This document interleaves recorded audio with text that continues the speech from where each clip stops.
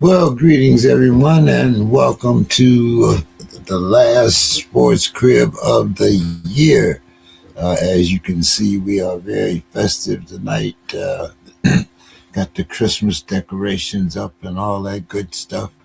But some of our guys are missing tonight. I know Don won't be here. I saw Bo earlier today. It looked like he had been caught in a monsoon out there in Seattle.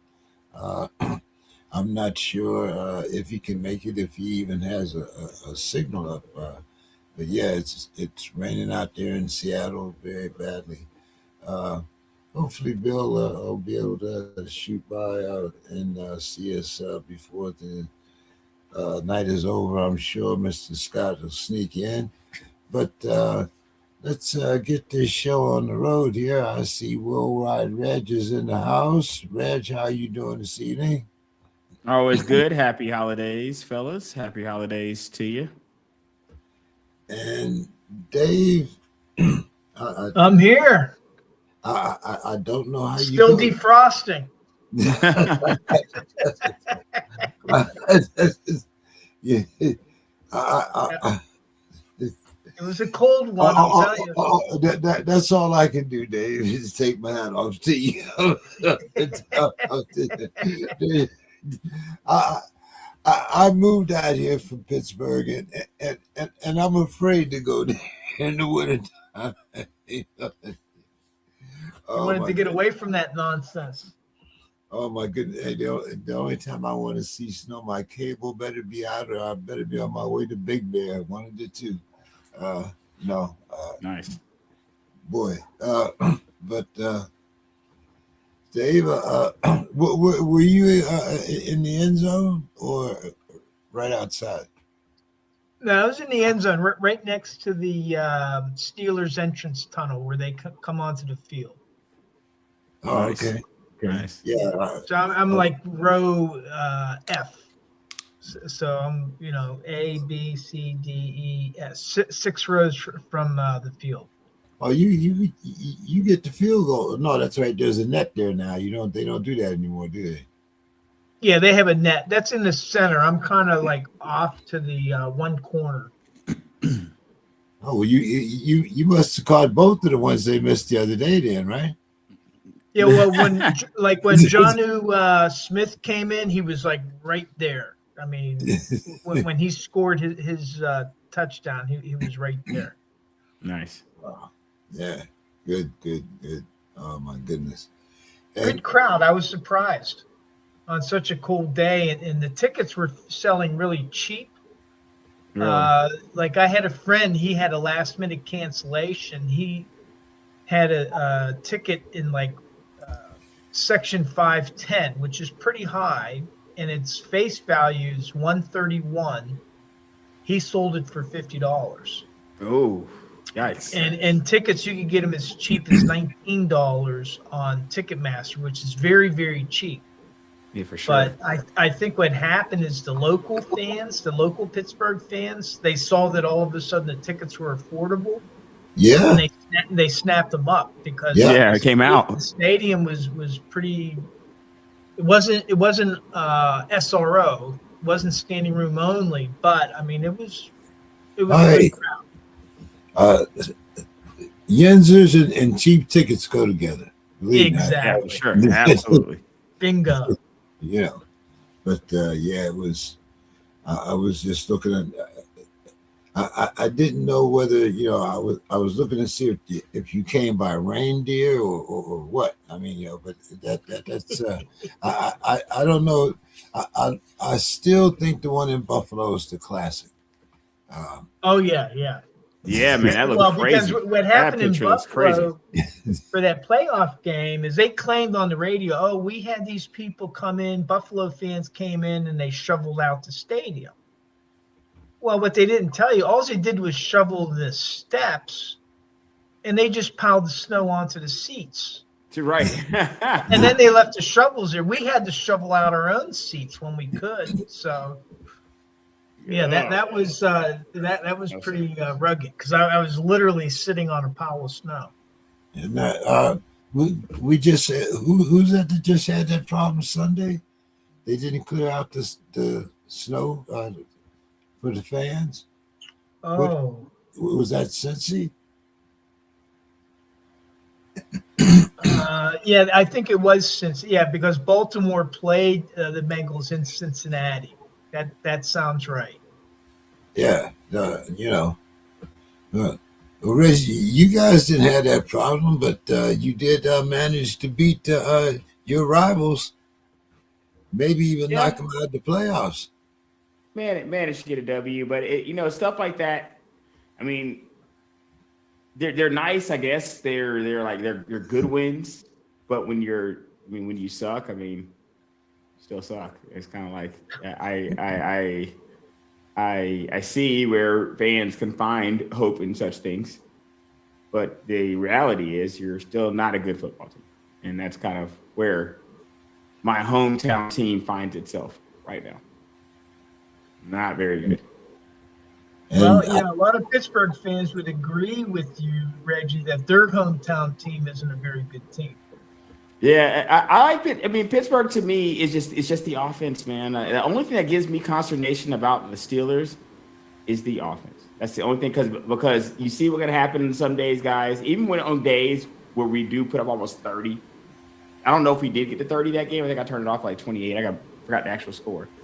But 29-15, 28-15. 28-15. 28-15. It just doesn't mean that we'll do it again next game. Next game could be 12 points. So you see what I'm saying? The consistency that we can see from some quarterbacks and some offensive organizations. Maybe their defense sucks, but they're at least score 20, 30 points fairly consistently throughout the weeks. We seem to have weeks where we look like the Lions. We put up almost 30, and then we have weeks where we look like, the Titans or something. We're barely struggling to put up 12, 13 points.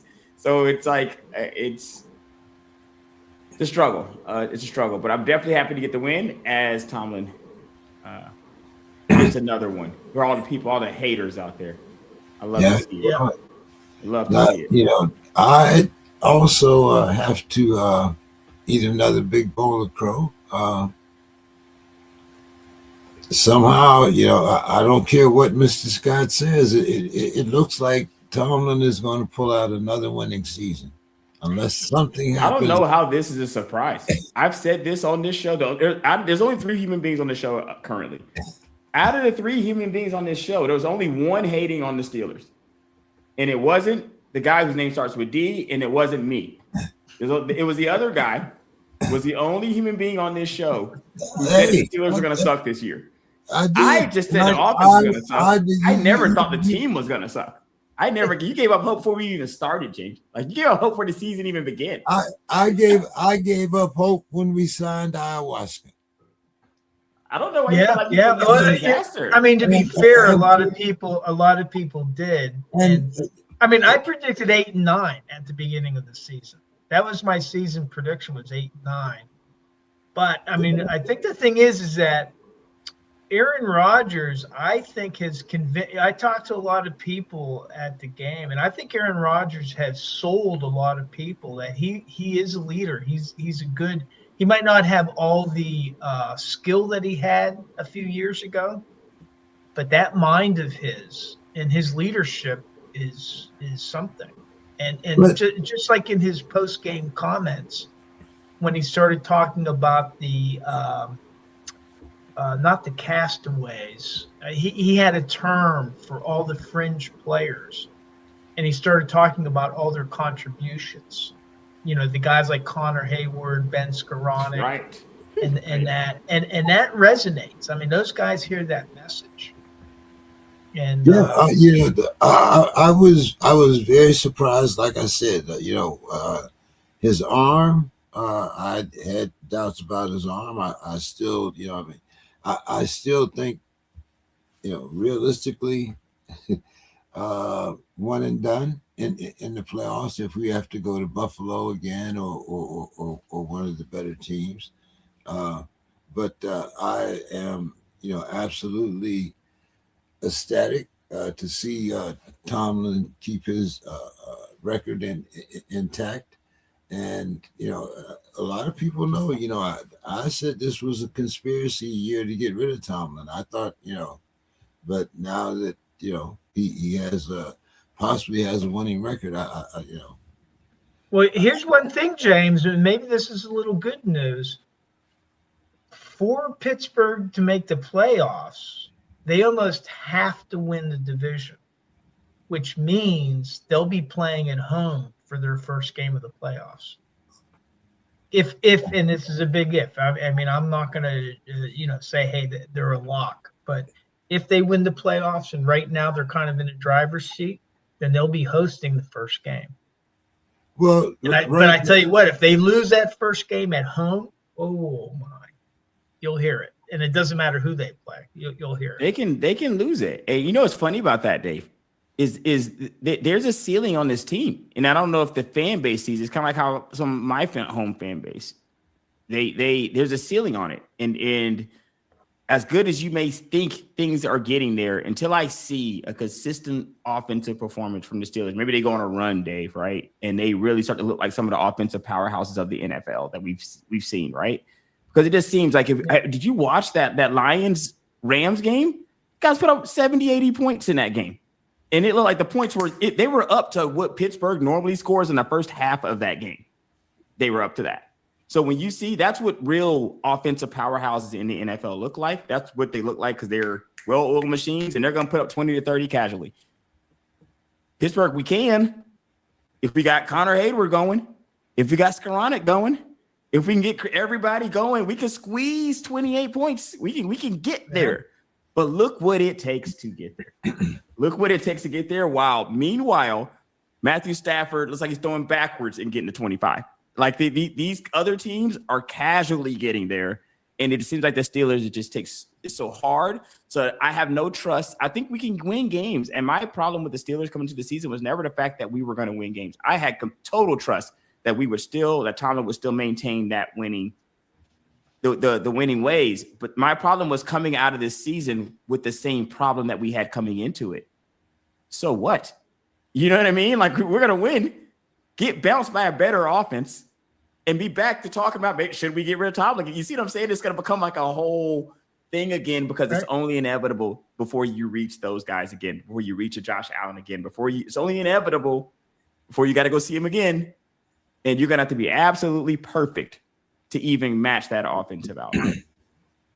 Yeah, it's the Steelers are in the driver's seat, but of the division, I think.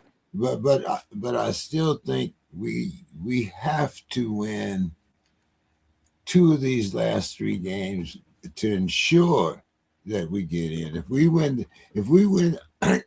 we beat Detroit and Cleveland, I think it will be a lock. I don't think the last Cleveland's on the table, fellas. Cleveland's on the table. Oh yeah, but you know what? I think that if we lose the next 2 games, if we lose the next 2 games, we're 8-8, and the Ravens win the next 2 games, they become 9-7.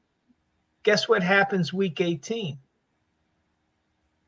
Baltimore comes to Pittsburgh, and if we beat Baltimore, we have the head-to-head tiebreaker. Yeah. So we could lose to the Lions, we could lose to Cleveland, which that's their Super Bowl.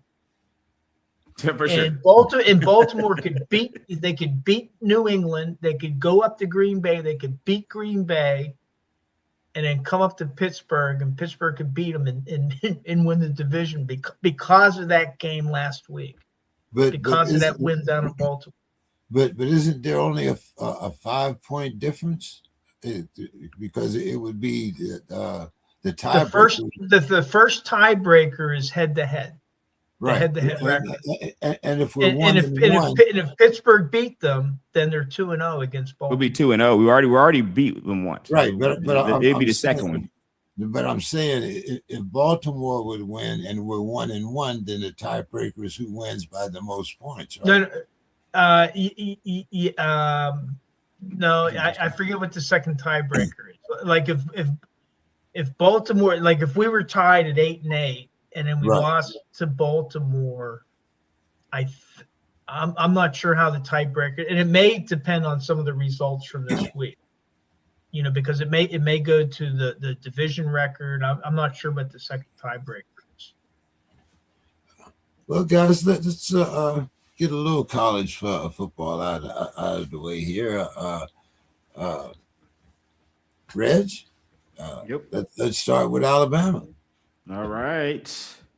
Very good season for the Tide, in my opinion, only because of how it started, not necessarily because of record. If you're kind of looking at our record at 9-3, it's not the best. But after that loss to Florida State, I liked how we rebounded. We played a crazy hard schedule there in the middle. I felt like the board did a great job getting the guys ready to play those games, and we got a few wins. So how the season started, if you'd have told us at least we'd be in the playoffs here, with 2 to 3 losses, especially with the 3 losses, because you got to be a pretty good team to get into the playoffs with 3 losses, because that means that the committee feels like your losses weren't necessarily super terrible losses, not fatal anyway to your playoff hopes. And it's just a testament to how good the team is. So even with the losses, they felt they were one of the 12 best. So I am very, very happy with the season. Dave, how long is it going to take for Penn State to get back? 2 years, 3 years, or it seems like now we have some of the players transferring to VT. Right, Wow. right. But Good they're starting to following get some him, huh? players in from Iowa. They're starting to get some recruits from Iowa State. 3-star recruits. I wish Bill was on, because I would be asking him about this quarterback. I think his name is Case Evans, and a defensive back, Bryson Williams. So they're also, because Matt Campbell was a recruiter too, and so he's starting to get some of the talent that he had recruited to go to Iowa State to switch over either through the transfer portal or to change their commitment to Penn State. So, one of the things is he was signed to an 8-year contract, and Penn State is used to, kind of like the Steelers. Steelers had 3 coaches from 1969 to present.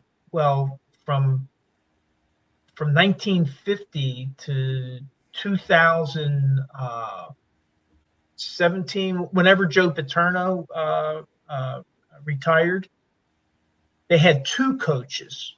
Yeah, man. And it was Rip, what was his name? Rip Taylor, and then Joe Paterno. They had 2 coaches during that time. So Penn State is another one of those schools. So they signed him to an 8-year contract. So I think that Penn State is prepared, if it's going to take them 3 or 4 years to get back up to that, Final Four level. I think that they'll have the patience to do that. They're not going to say, "Oh, you've been here 3 years and you're still floundering, you're out." They're going to give them some time to build it. I think the very first test is going to be playing Clemson in this Bad Boy Mowers Pinstripe Bowl. But they're going to be playing Clemson, and there's some players that are opting not to play in the game. But I think that this is going to be the first opportunity to see him as the head coach and to rally the players that he does have on the roster for next year. So I would give it 2 or 3 years, honestly.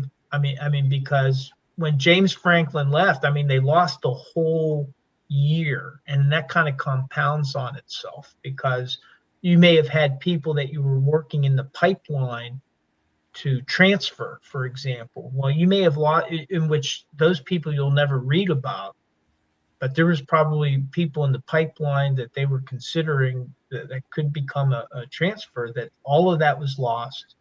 They lost a bunch of their 2026 recruiting class, and so they're basically having to start from scratch. But Campbell, I think, has a good reputation. The most of the Penn State fans I talk to are optimistic. A few aren't. You're always going to have a few that aren't. And he's building his staff. And so I think he signed his offensive coordinator, Ryan. I think it's Ryan Clanton. And, so he's having to do a lot of things, because he has to, one of the things in order to recruit, well, who's your offensive coordinator? What is your scheme in order so that you can recruit the talent that fits the scheme that you're trying to build? And the same thing on defense. Who's going to be your defensive coordinator? What type of a defense are you going to want to carry so that you can recruit players, you can sell players that, hey, we got the scheme that fits your talents. And so that's, right now that's kind of a hard sell, but, within a year, I think very quickly, we'll be able to see what their playing style is. And the rest of the country, including a lot of parents and their kids that are in high school, will see it, whenever they're making their choices to pick the school that they're going to join. So I'm kind of optimistic. I was really like the fact that he's from Carmichael's, PA, a little place in southwestern Pennsylvania, near where I went to school in California, Pennsylvania. And I think he's in it for the long haul. He chose to keep Smith. And Smith is also a Western Pennsylvania guy, born in Aliquippa, was a high school star at Gateway, and I think coached at Gateway later. I had a friend of mine that tutored Smith in school, and he was joking to me, Martin, my buddy, tutored him in high school, and he goes, well, Smith got into Penn State because of his football playing, and then I was his tutor. Well, Penn State didn't accept me. So he didn't have the athletic. Hilarious. That's hilarious. But I think there's optimism, and I'm actually going to try to watch. It's the 27th of December, the Bad Boy Mowers Pinstripe Bowl, just to see what it looks like to see that. Is that the real name? I thought you were just joking. No. Dave, is that the real name, Dave? I think it is, yeah. Goodness gracious, man. That's a mouthful right there, man. I mean, all these stadiums are, they got their own NIL deals. So, I guess the bill's got to be paid. Dave, I had a quick question about Pennsylvania, about Penn State that's I find kind of curious looking over the statistics over the last 11-ish years here with Franklin. And that's, Joe Pa was there for an extended period of time. And as I look over Franklin's last 11 years here, he's only had one losing season. He's got about a 70% winning percentage. I'm kind of, was there an internal beef here? Was there a controversy here? Because this seems a little bit premature, in my opinion, from a dismissal standpoint. You didn't hear about the scandal, Reg? 2020. What was the scandal? I mean, there wasn't even something about the fact that Virginia Tech might not have been out of the hand. They were looking at some recruiting issues and stuff like that, but now all of a sudden that's died down. Yeah, okay, so there was some noise there. There was some noise, but I don't think that would have been enough to. That came out after he was dismissed. And really what it came down to was his inability to beat teams in the top 10. I mean, he just had a horrendous record against top 10 teams, and he just wasn't competitive. And I think the thought was that, hey, you got the talent, we've given you the money. They dump a lot of money on their athletics at Penn State. And he just was not competitive when it came to the head-to-head battles with teams ranked in the top 10. Michigan. Ohio State, all that. I mean, I think he only won like 2 or 3 of those games. and, in the and 11 that was the years. killer. Yeah, yeah. His overall record against top 10 teams was horrendous. Okay. Okay, so that's maybe looking a little bit deeper than just what I'm seeing here, for sure. Yeah. I mean, otherwise, I mean, he didn't need to win a national championship. That was not why. It wasn't for not winning the national championship, but it was not being competitive against that caliber of competition, if that makes sense. Yeah, because I think they're probably figuring like we're spending that caliber of money, like we're putting money up, and we want you to compete with the big money teams. It's kind of the same way it works for my soccer team with Real Madrid. It doesn't really matter if they beat the lower teams. If they're losing to Barcelona, people are going to say Yeah, they're bummed. and the other thing that happened was whenever they lost to Oregon and then they came out flat, he lost the locker room. There was discontent in that locker room. And that I think also kind of compounded that. So Yeah, when players started talking about leaving, that really did it. I think that was nail in the coffin, as they say. Let's talk about week 15 here. We had a few things happen. Of course, Micah Parsons went down for the Packers, season-ending injuries. Even though the Chiefs are, I think they're officially eliminated now, but Mahomes went down, another season-ending injury.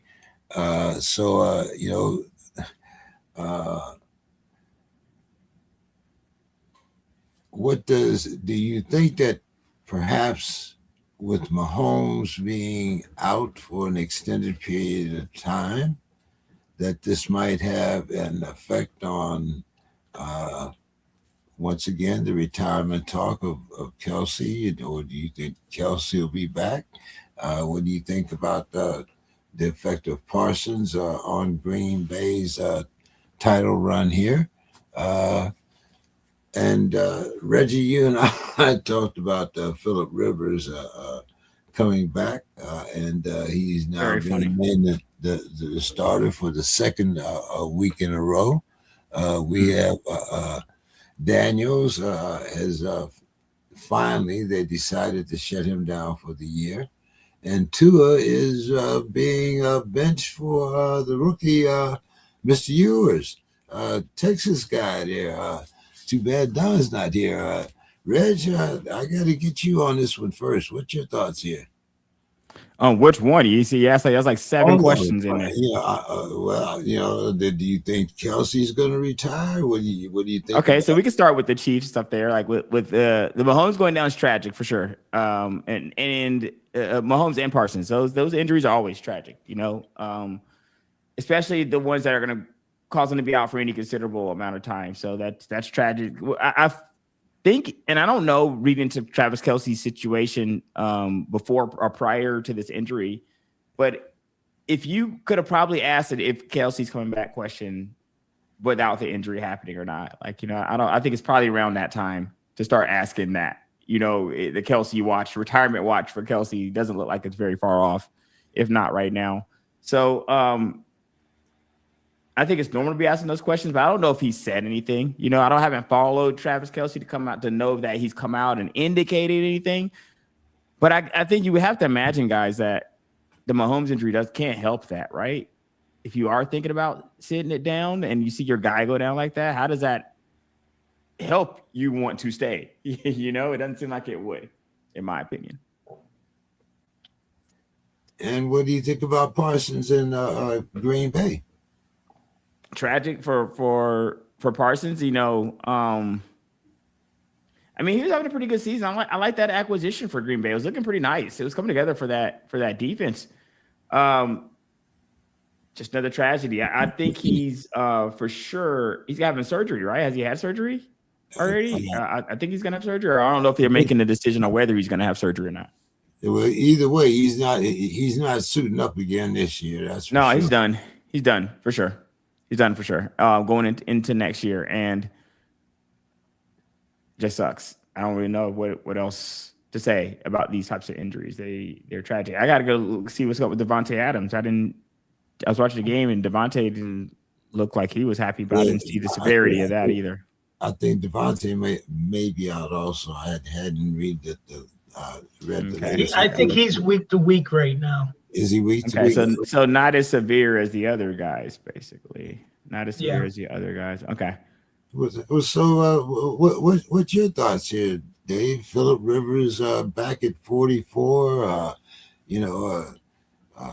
We got Tua set down. After his performance in Pittsburgh, Parsons, the Parsons effect. On that Packer defense. Yeah, well, I think the thing with Kelsey, that depends on what the prospect of Mahomes' recovery is, I think. Because if it's one of those things of where he gets surgery and it's like, okay, well, I'll be back in time for the beginning of next season, maybe not week Which one. Which is the hope, from what I read, is the hope. Yeah, doesn't he have ACL and LCL? They're still trying to shoot, right? Usually I don't know if that's calendar year, but I think that it sounds like they're ambitious from what I read too. I read something similar to what Dave was saying. They're aiming for week one, but we know they always. You could expect like a year out, and then you start working out, which would mean his next year is in jeopardy. It's done. But right. They haven't done that. First, they have to do the surgery. Yeah.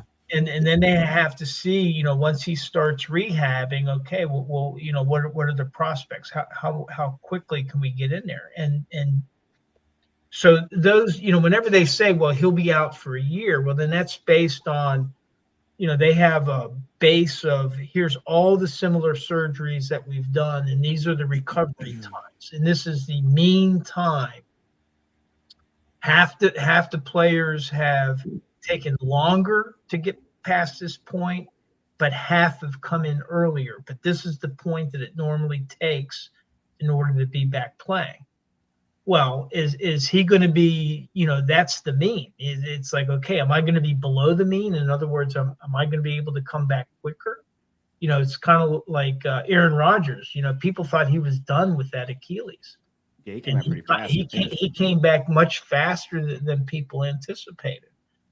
So I think that's going to be the measure is that, once, and I don't know if we'll get any reports on that. Maybe his agent will report it in order to keep people like Kelsey encouraged that, hey, he could be back at some point in 2026 during the 2026 season. Then maybe that changes Kelsey's calculations. With Rivers playing, my God, I didn't watch the game, but I saw some clips of him passing the ball, and it was like, his arm almost looked like a noodle, but he played a game. He finished the game. How long he can last, it'll be interesting. But what I go back to with these injuries, Parsons included, you're losing all this star power before you get to the playoffs. And again, I know that it's not going to happen, but I really think they should go back to a 16-game season. Have it. You could keep the season extended into January and have 2 bye weeks, which gives 2 opportunities for players to rest and recover, so that everybody's, more players are available for the playoffs than not, and in particular your star players. I feel like they're more prone, Dave, to add a bye week and keep the schedule than they would be to decrease the game and have the 2 bye weeks. Maybe it's a good idea to just add 2 bye weeks in there now. Maybe that would be at least a starter to say, hey, well, at least if nothing else, give them 2 bye weeks if you're going to go stretch it out like this. Once they go to an 18-game season, they'll definitely go to 2 bye weeks. That's no doubt. I'm just saying that if you went back to a 16-game season with 2 bye weeks, number one, you're still getting that revenue. The NFL is still getting all that streaming revenue for a lot of the games, over that extended period.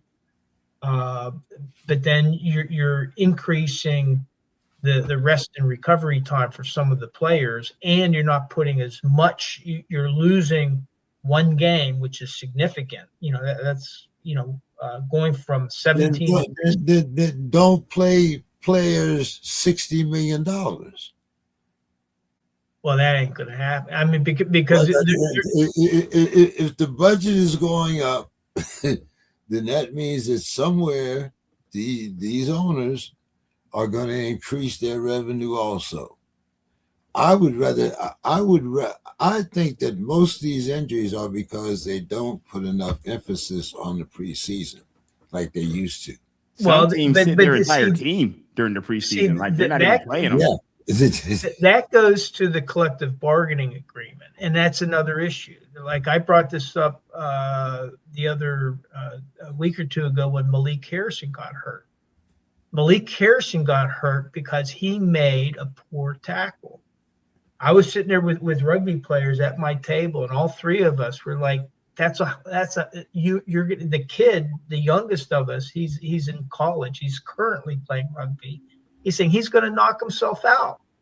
And sure enough, he was knocked out of the game with a concussion because we knew the tackle that he performed was a dangerous tackle. The technique was bad.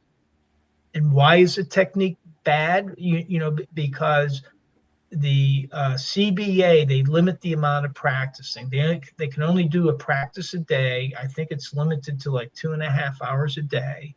So now the coaches have to decide, where am I going to focus my attention? Well, It's not going to be on individual skills.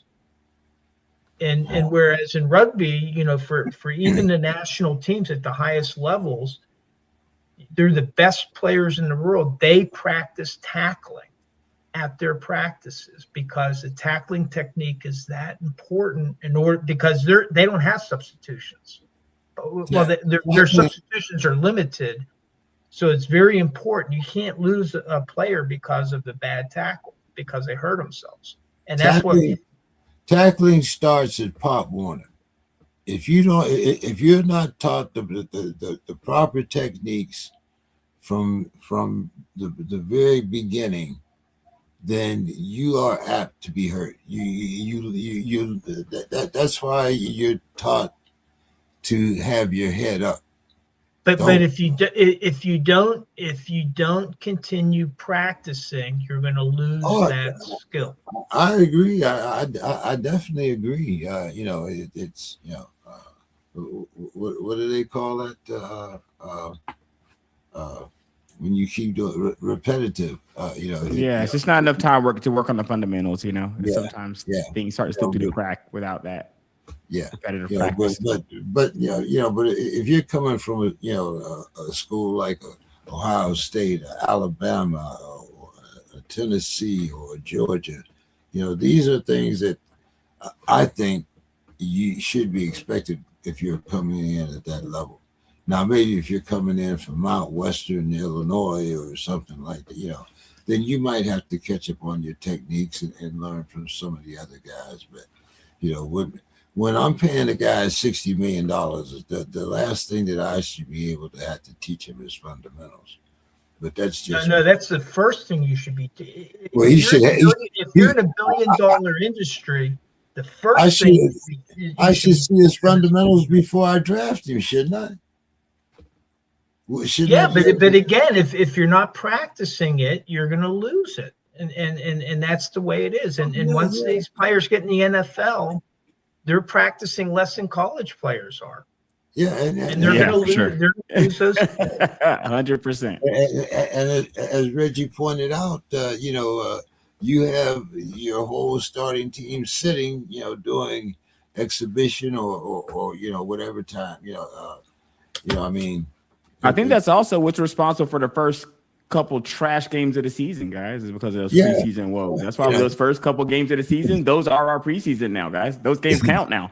That would have been your first preseason game back in the day, and now that game is actually a game that gets played. I mean, they used to play like 6 preseason games. Yeah, was it? Yeah, you played 6 preseason and 12 regular season, wasn't it? Yeah, or I think it was when they were in the 14 game season. Even they were playing 6 then. Okay.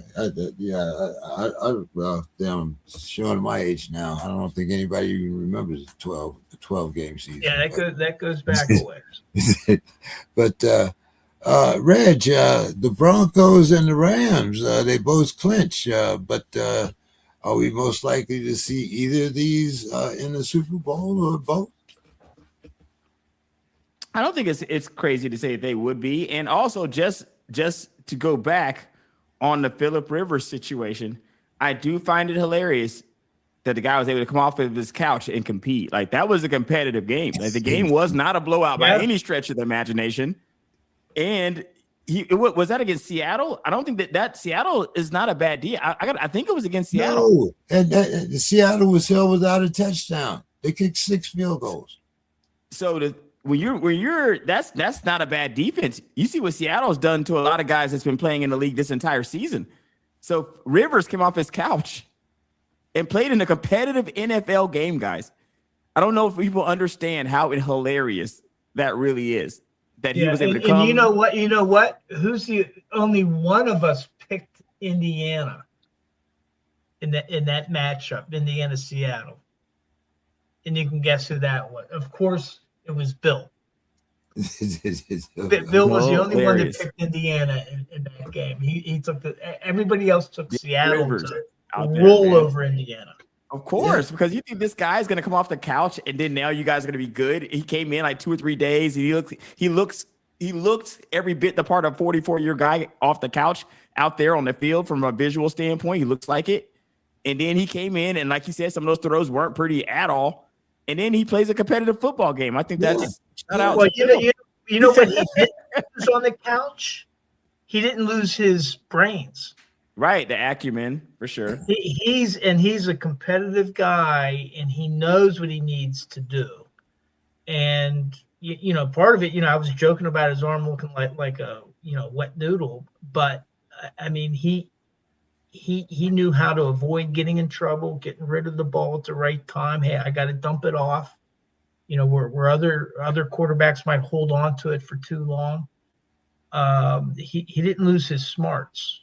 No, I find that very impressive. And to be honest with you, guys, because you see the conditioning, how much money spent and time on conditioning these athletes, and you can just come in and just at least be competitive, guys, and not get killed out there. I find that to be very impressive. I do think that both these teams, to go back to your question, I don't think it's crazy to say that they could be in the Super Bowl. Would I pick them to be in the Super Bowl right now? I need to see a few more games kind of play out here. But I like both of these teams. I like both of them. I like the Rams and I like the Broncos. You know how I've been singing Bo Nix's praises since the preseason of last season on this show. And I think, once again, I'm not saying that he's the best quarterback, but Bo Nix has showed me consistently through preseason of last year that he's a gamer, man. And I like him and Sean Payton together. And the sky's the limit. This is only their second season. I mean, let's think about that. Lost like 2 games. What's your thoughts here, Dave? Well, I mean, I think for most people that they consider the Rams would be the runaway favorite if it was between the Rams and Denver. And you were just talking about the Rams offense there a few minutes ago. High-flying Rams offense. But when it comes down to it, I don't want to count Denver out, because what does Denver have? They got that amazing defense. That is amazing, guys. Defense wins championships, right? And so if their pass defense can limit the Rams and keep Denver in there, maybe Bo Nix could do enough to, get them into the Super Bowl rather than the Rams. Well, but I think that most people say that the Rams are the team to beat. But they can play each other, Dave. NFC, AFC, they can play each other. It's an interesting contrast, because you have the team that's really built off of their defense, and then you got the young quarterback, and then you got Stafford and the Rams, and this high flying offense. So it's like 2 different philosophies, and everybody's been saying, hey, this in the 21st century, it's all about the passing game. But still, once we get to the playoffs, people start talking about who has the strong defense and who has that running game. Right. Because to get to the Super Bowl, you got to get through the playoffs. And sometimes defense and then a good run game will get you there. So I think it's an interesting question. I would like if I had my druthers, I like defense. I would like Denver to take it head to head with the Rams. I like Denver. I just like Denver in general because I feel like Denver. If I have to lean towards great defense, great offense, as long as the offense on the other side is remotely competent, I'm going to lean towards the great defense. But I do need it as long as I feel like the offense is competent. And I like Sean Payton and Knicks. I feel like they're more than capable. I don't feel like they're doing as good as May is for sure in New England, but I would trust that they can put points up. Payton can get those points on the board if he has to. Yeah, well, it could be interesting because they right now the Broncos are leading the AFC West, especially now that the Chiefs have been eliminated. So it's the Broncos and basically the Broncos and the Chargers out of the West. And I think the Broncos hold the edge here in the tiebreakers. But a lot of people, sleeping on Bo Nix. But we that defense is number one. You can't talk too bad about that defense. We talked about where the AFC North could come down to the last game between the Browns and the Ratbirds. But also in the NFC North, we have a possibility, and that pretty much depends upon what happens this week. But there's a possibility that the NFC North could come down to the last game between the Bears and the Lions. What's your thoughts here, Dave? Man, that would be interesting. Wow. Well, I tell you, and then don't forget about the Packers. They're right in between them. So right now, I think they both play. I know one of them has. I think is it the Bears that has to play the Packers and the Lions their last 2 weeks?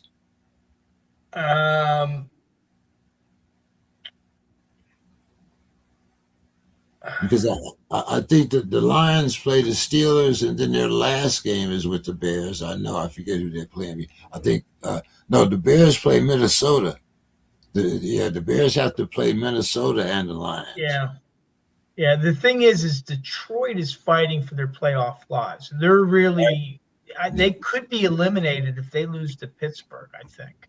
Yes, they got two divisional games right after that. They got the Vikings and the Bears right after. So they play two divisional games right back to back. Yeah, the problem for Detroit is if they lose to Pittsburgh, they fall to 8-7.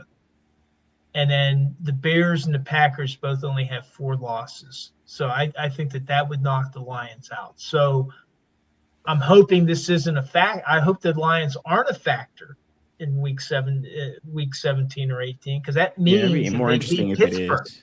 That means, well, I don't like it because that means they beat Pittsburgh. So, hopefully Pittsburgh beats them and then Detroit isn't a factor. But well, it's really interesting. If the Bears lose out, then they would have the same record as the Lions. It definitely depends on the Bears somewhat continuing their winning ways. The Bears but not for very long, though. I mean, you don't have very much time. I mean, not for long. I mean, you got like a week or two before that is not the case. I mean, you don't have very much. You don't have very much time. I mean, you need the Bears to start losing now. What I find fascinating in this division is that, I mean, Chicago was supposed to be the doormat. Yes. Right. Absolutely. And right now they're in first place and they're looking pretty good. Actually, Chicago was supposed to be third because Minnesota was supposed to be last. Not in the preseason. No, Minnesota in the preseason, Minnesota had Super Bowl hopes. There were some people saying that Minnesota the Vikings could go to the Super Bowl. Supposed to be vying again for the division. Yeah, and it I was remember all that. riding on JJ McCarthy. JJ McCarthy, man, the JJ McCarthy train. I recall that was a very high hopes for the Vikings. They had Oh, Penn yeah. State size hopes there. I mean, things were coming into the season, and I guess maybe derailed with JJ, injuries, and I don't know, but it definitely didn't go the way that the preseason Vikings were supposed to go. They definitely should have been flipped with Chicago from what people were Yeah. talking. I mean, I think a big game is going to be this weekend. It's going to be the Packers and the Bears. That's Big game. That's a big that game. Packers Bears game could determine who's going to have the driver's seat in the division in the last 2 weeks. But that's going to be a battle. I don't think without Parsons and that pass rush, I do not think. I think the Packers are the ones that are almost on the outside looking in now. Well, I mean, they definitely losing Parsons is a huge blow. So now it's like, what do they do? Do they poach somebody off of somebody's practice squad? Do they find somebody that they can sign that's unsigned? That's what a lot of teams are doing right now. Pittsburgh just signed Jeremiah Moon off of the Panthers. So now they're going to have to release somebody off of their 53 because they're trying to bolster their edge. I'll talk about that in a little bit. But again, it's like, okay, right now the Packers took a blow. They lost Michael Parsons. Now, what do they do to try to compensate for that? And, because they got to play the Bears. And in this game, it's a huge game because it's whoever wins that game will be in the driver's seat for the last 2 weeks. And it's probably going to take up until the final. On all three of the games, division games. Well, which team? For the Bears? Somebody, yeah, I think they play the for the Packers. Lions. I know the Lions have 2 division games. I didn't look at the Packers schedule. I think the Bears play the Packers, the Vikings, and finish with the Lions. The Bears and the Packers might play twice.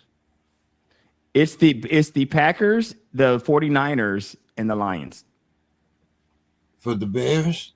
Yes, the Bears play the Packers, then the Bears play the 49ers, then the Bears play the Lions. And the Lions play Minnesota and who? So the Lions play they play, I think, Pittsburgh, Minnesota, and the Bears, correct. Yeah.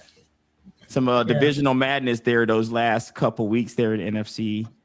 Yeah. And Minnesota may play spoiler. Yeah. I mean, division games, you never know.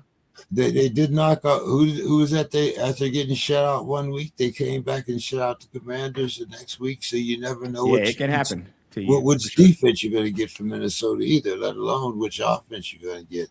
And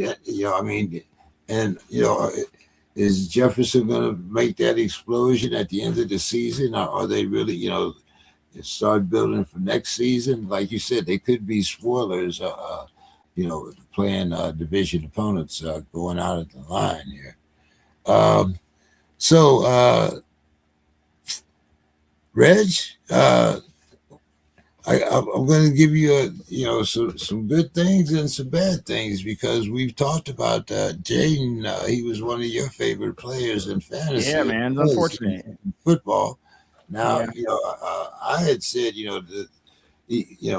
unfortunately, I thought that the Commanders should have shut him down instead of trying that. I mean, I didn't see where they had a lot to gain, especially when you consider he's the heart and soul of your football team.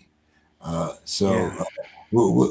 did you think about the Commanders finally shutting him down?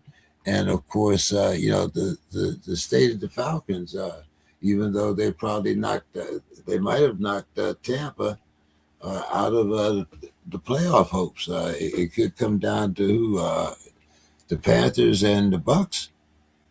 Right. And I'm gonna get out of here after this, guys. With Jaden, I think we talked about this before when it comes to the sense of like maybe I don't think it's crazy that Quentin brought him back in. I don't think it's wild because if they had gone on a run maybe they could have salvaged their season if they just go on a run here late. But it's just unfortunate. It's unfortunate. I'm hoping that what we saw last year, guys, wasn't just like a one and done. You know how you see these kids come out all the time. They're great one year, injury riddled, and then not quite looking the same. And I'm just hoping that's not the story here with Jaden. I mean, hindsight's 2020. I'm not going to kill Dan Quinn for playing the kid because the kid probably wanted to play also. So I'm not going to kill Dan Quinn for that. But I do think that kid gloves from this point forward. I mean, once the kid's had a couple injuries, you got to start treating it differently. Just like with Tua, we talked about once multiple concussions, you treat differently than the first. Now you got to start looking at things totally different, even plays that are totally different, things like that. So I think it's going to cause them to evaluate a lot of things, how they treat them. When it comes to my Falcons, until we get the quarterback figured out, I just don't really have a lot of high hopes here. I mean, we got to get the quarterback figured out. That's just the NFL, and you can sound like the smartest analysts in the world by just saying that. If you look at a team and their quarterback situation is up and down, it's probably not a good football team you're looking at. So that is where the Falcons find themselves. We don't really have an answer for next year. Penix maybe did enough to come back next year, but can we really trust it, guys? With 5-6 injuries in about 6-7 years, I mean, can we trust it? And for one, I know I wouldn't in my private life and other, you know what I mean? If we put this in other situations in my private life, I wouldn't trust it. I would end up getting something else. So I feel like we have to try to look at our quarterback situation, but we don't own our pick next year. So that puts us behind the 8 ball. We have to start in the second round. So it's a lot of questions to be answered here in Atlanta before next year, but hopes springs eternal as we kind of go into the season. We start looking around, everybody starts dreaming of their team winning again. So I think no matter what the rest of these games look like, guys, we can win out, right? In my opinion, I'm still looking at the same Falcons team at the end of the season, a team that's got a lot of questions that need to be answered no matter what happens over the next 3 weeks. Reg, I wanted to mention something to you. Going back to Jaden Daniels, if you're a Washington fan, it was a different coaching staff, but it wasn't that long ago that there was another young quarterback that they put back in that had just been hurt and basically destroyed his career. And that was the Shanahans when they put RG3 back in. Mm-hmm. And then to make it even worse, the Shanahan said, "Oh, well, they threw him under the bus. They said he wanted to play." And it was like he was a young player. It was like, you're the coach, And so I think for the Washington fans, seeing Jaden Daniels after he had been hurt, was it the game before, 2 weeks before, and then come back in and then get hurt again? There's their memories go back a few years. So yeah, I was thinking the exact same thing, Dave. I was hoping it would with the Jaden situation because I see parallels, but I feel like there's two different quarterbacks. I feel, and this is no knock on RG3, but I feel like Jaden's just able to playing a more cerebral, safer game, and not rushing around as much. Like he has very high completion percentage. He plays a cerebral passing game, whereas RG3 did. But RG3 coming out of Baylor's a scrambling quarterback. It was a core part of RG3's game, and it's a good part of Jaden's game. That wasn't RG3. That was Shanahan's scheme. I'll give you that I don't like. I'll give you right. I don't like that example. I'll give you an example. I took my buddy that was a Redskins season ticket holder to see Washington play Pittsburgh in Pittsburgh. And RG3 was a quarterback. And this is when Pittsburgh's defense was really, really stout. And then what they did is they had like this play where he took the snap, tossed the ball, and then he went out for a pass. And the running back, I forget who the running back, threw the pass to him, and he just got destroyed. And the Pittsburgh fans weren't they were going, ooh. And then they were like, oh, what is that coach doing? He put his quarterback in complete risk with that play. And to compound things, RG3 was called for offensive pass interference after he just got leveled. This is before they put in, some of the rules on, you can't hit the defenseless receivers too high.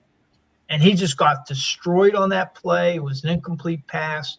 And to compound it, he got offensive pass interference, and this was the Shanahan's. It wasn't a brash young player that was playing risky ball. It was, and that's why I don't like the Shanahan's. I feel like you bear responsibility for that, Dave. In my opinion, I feel like the coach, in my opinion, bears 100% responsibility for that. Even in Jaden's situation, like if you're calling plays. You can't call the same plays if the guy's healthy out there, especially because Jaden was easing back into the game. He'd missed significant time. Missed significant times. Different situation. Right. So I would hope that you would have called a game that doesn't have the guy running around. You know what I mean? But it's unfortunate. I hope he bounces back. And I got to get out of here, but I see Mr. Scott tends to come in here. I don't know if he's listening to the show and hears me say that I got to leave. And then he seems to pop on the screen every single time I'm giving my final thought. He's popping on the screen right here. Like he just knows that that's his time to entry. My final thought is Mr. Scott comes on around 9:30 Eastern. It's my final thought for next year for 26, 9:30 Eastern for Mr. Scott. That's gonna be my final thought. So then we can mix it up at that point. You know what I mean? Because we're mixing it up via email right now. We're mixing it up in the emails. You didn't realize how high you were in the Turkey of the Year award. You were right. You were 1 and 2. So that's what I would have known if you came on at 9:30. That's what I'm saying. I need to know these things. Yeah, let's. I didn't know I was a turkey. Okay, yeah, all right. All right, Reg. All right, fellas. Happy New Year's. Happy holidays. I'll see you Saturday. I will see you Saturday and see you fellas next year, guys. Enjoy. Take care. Right, have a good one. Yeah. Mr. Scott, you missed a very interesting conversation.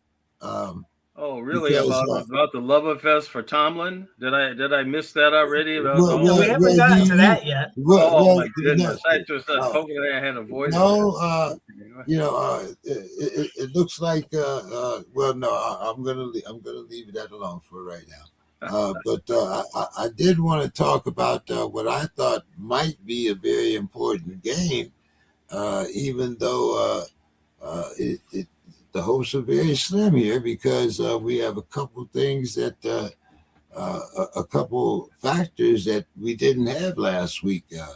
One, we have the Micah Parsons situation. So what does that do to Green Bay?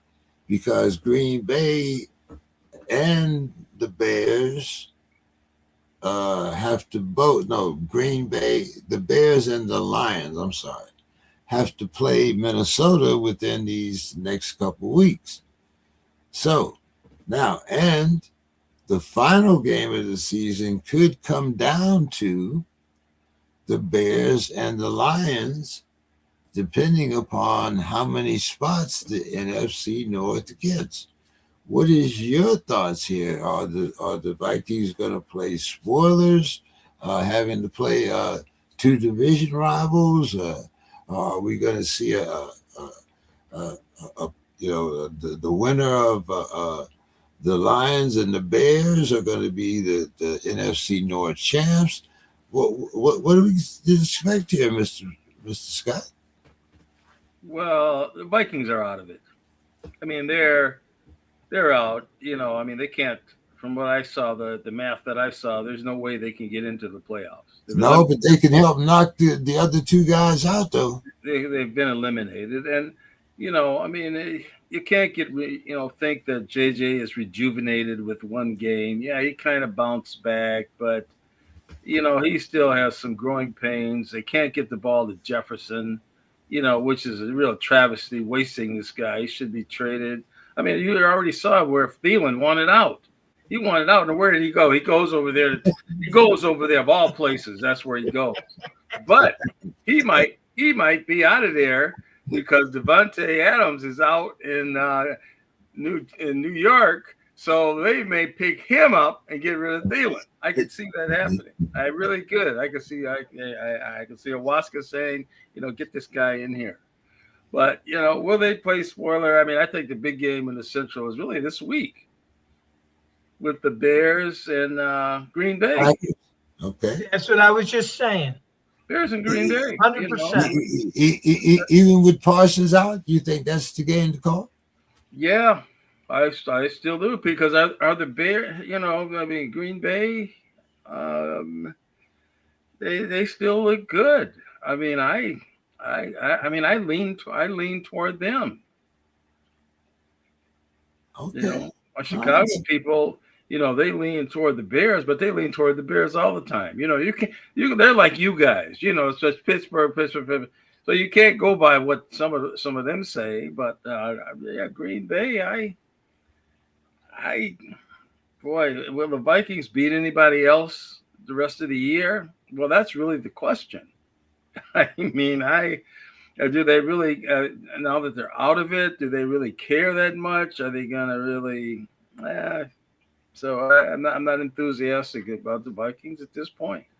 I mean, I'm really just curious to see what Pittsburgh is going to do. I mean, everybody was talking about the man had one foot in the grave. Now they're calling the man Lazarus. Now he's Lazarus. They just continue. Well, two weeks ago, they booed him off the field. They were talking. I know.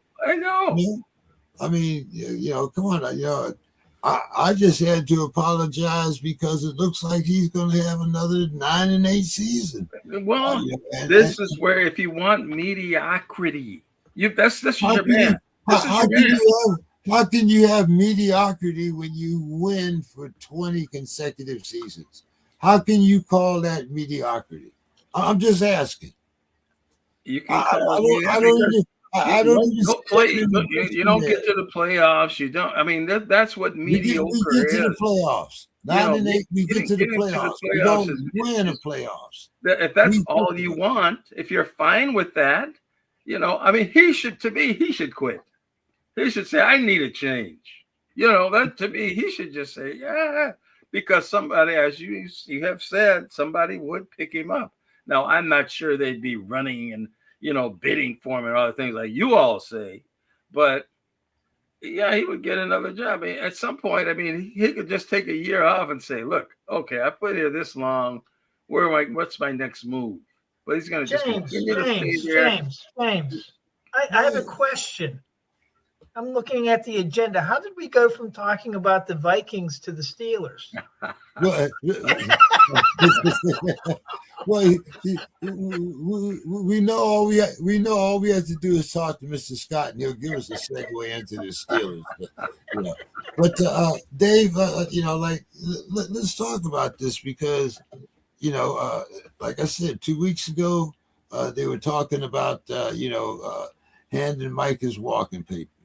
Now we have a chance to get in the playoffs, but if we get to the playoffs and lose, as you mentioned earlier, it's going to be the same discussion.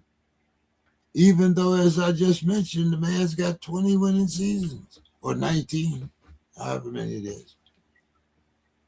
Well, no, I mean, the Boo Birds have been quieted for a week, but I tell you what, they were ready. I was at a tailgate, and what did I see? I saw a guy with a shirt, Fire Tomlin on.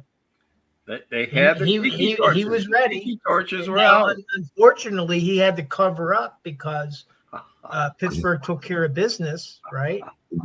But here's the thing. Honestly, if Pittsburgh wins the division and then they lose the wild card game, then these guys are going to be right back out saying Tomlin should be fired.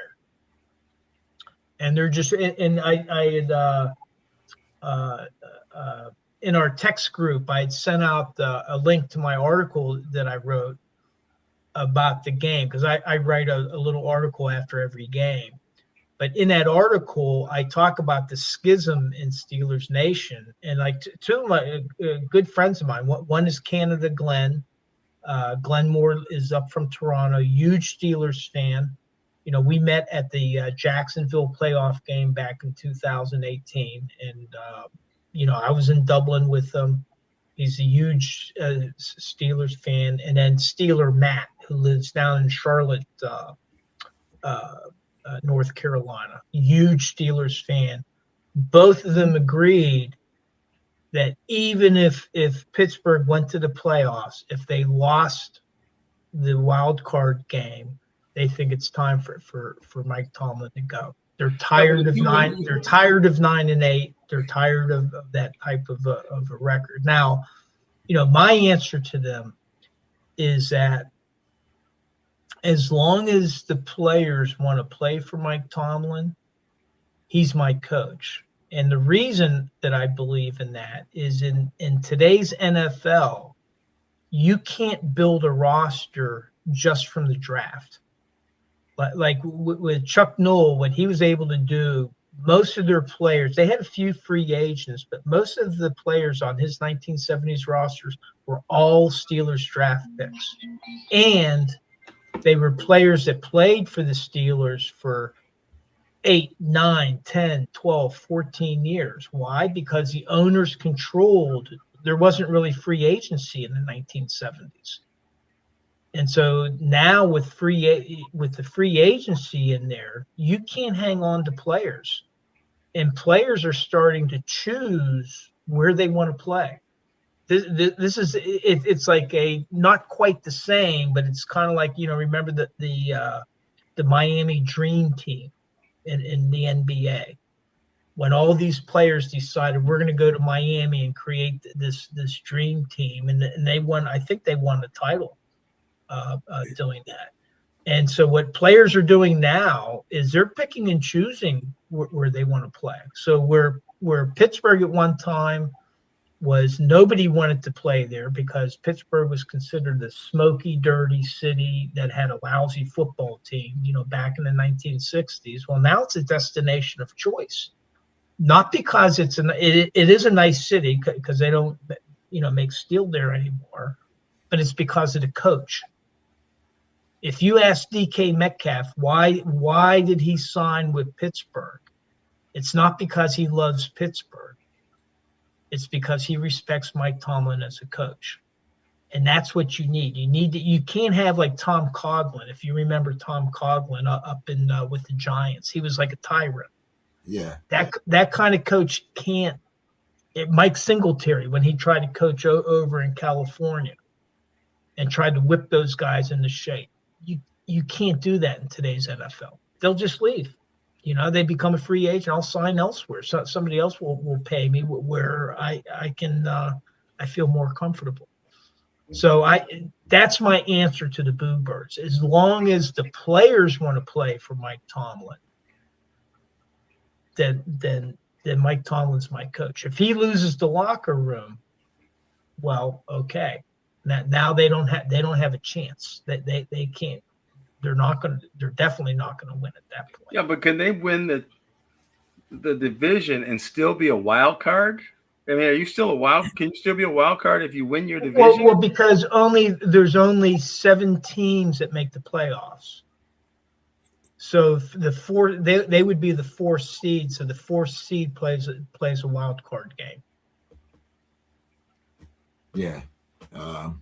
Okay, so their first game is against a wild. Well, I thought the top seed first game would be against a wild card. Well, they've already been. No, they get buys. Yeah, You got they get a bye, bye. and they'd be eliminated before they got because they get the bye. So Yeah. Right. What do you think about the Mahomes injury there, Mr. Scott? Do you think that means it's going to be Kelsey's last season, or do you think Kelsey's coming back? boy, that's this offseason will tell a lot. I mean, it looks like Humpty Dumpty's had a big fall. I mean, Yeah, and it happened like that, and they've been kind of going to a slow, leaking oil, for some time now. So it'll be, obviously, Pat's not quitting. I can't see him quitting. No, not Pat. I was talking about Kelsey. Yeah, well, Kelsey, that's but the whole it's I don't know. This it's the whole overall thing. Like I say, it's been leaking oil and not making the playoffs. He could be gone for a whole year. Yeah, ACL and LCL. yeah, it's happened at the end of the year. It could be very, very, yeah. So we could have seen the last of the championship, and then will the coach stay? I mean, he's been coaching a while. It's the whole dynasty is really crumbling with Kansas City. So I don't know that Kelsey is the big deal with them. I mean, with Mahomes out and the coach kind of like, do I want to still do this? So the whole thing is going to be it's missing a wheel right now. So I don't know what to say about Kansas City. So how come it was the coach that called Philip Rivers and not you guys?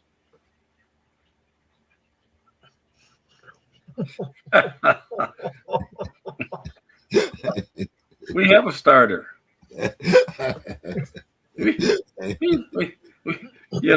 think I think the man with the Mad Hatter is the one that's upset that they didn't. The man with the weird hats, he's the one that's upset that he didn't get a call. But he hasn't shown that he's interested in playing. He's just he wants to wear these weird outfits, and then he gets upset when they call a 44 before him. So to me, that's on him. That's not on the 44-year-old man. I mean, in the real world, they would have called him, of course. But so I don't see how they could be that desperate. How can a team let yourself get to a point where you've won that many games during the year and you got to call somebody that hasn't played in 5 years? I mean, boy, I bet they probably reached out to Brady first. They probably reached out to him first. Well, they couldn't talk to Brady because Brady's the owner. Now. He owns part of the Raiders. That's right. So, it was off the table. So it probably wasn't that he wasn't on the list. What do you think about Tua being benched after them losing to the Steelers, and now they're going with the kid that was quarterbacking for Texas before Arch, Quentin Ewers. Oh, so they did bench him. I guess I hadn't heard that. Yeah, he's benched. Well, they're another one that's kind of running on 3 legs. I mean, so I have no idea. How can somebody you just throw in there what they can do? I mean, it's just flip a coin. Are they going to do something? The team seemed to have been showing some life, though. They really had for a few games, but it's this year's done for them. The question that's going to come up, because they've sunk a lot of money into Tua. Oh yeah. So does the ownership have to make a decision between, is it McDaniel or is it Tua? Or both. Or both. But this could be one of those existential things for the coach, because he decides, hey, I'm going to sit this guy down. And I think that they parted ways with Judon, one of their defensive players. So it looks like they're going to a garage sale now. That's going to be interesting. Another guy, I'm still thinking that might be on the Steelers' radar, but we'll see. Well, I wanted to mention, this is going back to the Steelers. Statistics can be very deceiving, because if you look at the stat lines between Aaron Rodgers and Tua in the game that they just played, you would think that it was pretty even, because Tua had He completed 22 of 28 passes for 253 yards, had 2 touchdowns, 1 interception, a 113.2 quarterback rating. Aaron Rodgers, 23 of 27 for 224 yards and 2 touchdowns and a 125.9 quarterback rating. And it almost sounds as if, well, hey, I mean, Rodgers didn't play that much better than Tua, but if you watch that game, Aaron Rodgers played the best game of his season. Yes. And he really was doing some smart things, like whenever he, on third down, he caught the 12th guy on the field, which the officials on the field missed, but the replay caught and saved that turned that into a first down. That was just smart heads-up play. And Tua was, once they had to go to the passing game, he was lost back there and running for his life and got sacked. He was okay as long as he was able to do those timing passes. He was okay. But once they were relying on his arm, they were done. And so the statistics look very like they were close, but it was, if you watch that game, Aaron Rodgers played much, much better than Tua. So beware. In general, to me, quarterback stats can kind of be irrelevant. I mean, when you look back to some of the, years past, I mean, even guys like Bradshaw and, these guys that won, you look at Bart Starr, I mean, Staubach, he kind of had some good years, but you look at stats comparatively, as far as yardage and touchdowns. I mean, it really was the whole team. They had, doomsday defenses, steel curtains. They had things that really, it was almost like a different game. So the stats, it was a different game. You look at the quarterbacks, the numbers, and you're like, this guy wasn't no good. He wasn't that good, but it was the team thing. It was a team thing, and was the field, playing field position type of thing. Keeping the ball from the other team was. In the running game was. You ran more than you passed. Now it's the reverse. Yes, so keep the ball. Yes, keep that clock running. So it's So it was a different game. Dave, and James, one more thing. I figured out, I believe and remember, I'm just the average Steelers fan. I'm not the above average Steelers fan. But on the playoff implications, I'm not buying that, but go ahead. I said that if Pittsburgh lost their next 2 games and Baltimore won their next 2 games, they would both be 8-8. If Pittsburgh beats Baltimore, then they win the division based on having a 2-0 head-to-head record over Baltimore. But if Baltimore beats Pittsburgh, then it goes to the division record. And then the problem for Pittsburgh is if they lose their next 2 games, that means they lose to Cleveland and Baltimore, which would give them a 3-3 record. And Baltimore would have a 4-2 division record if they beat Pittsburgh. So that means if Baltimore wins on the last day, if they're both 8-8, then they win the division. So can Baltimore still be eliminated? Pittsburgh wins the division. What's that? Can Baltimore still be eliminated? Yes. Oh yeah. I mean, if they still have to play New England and then the Packers. So there's a chance they could not even be in it.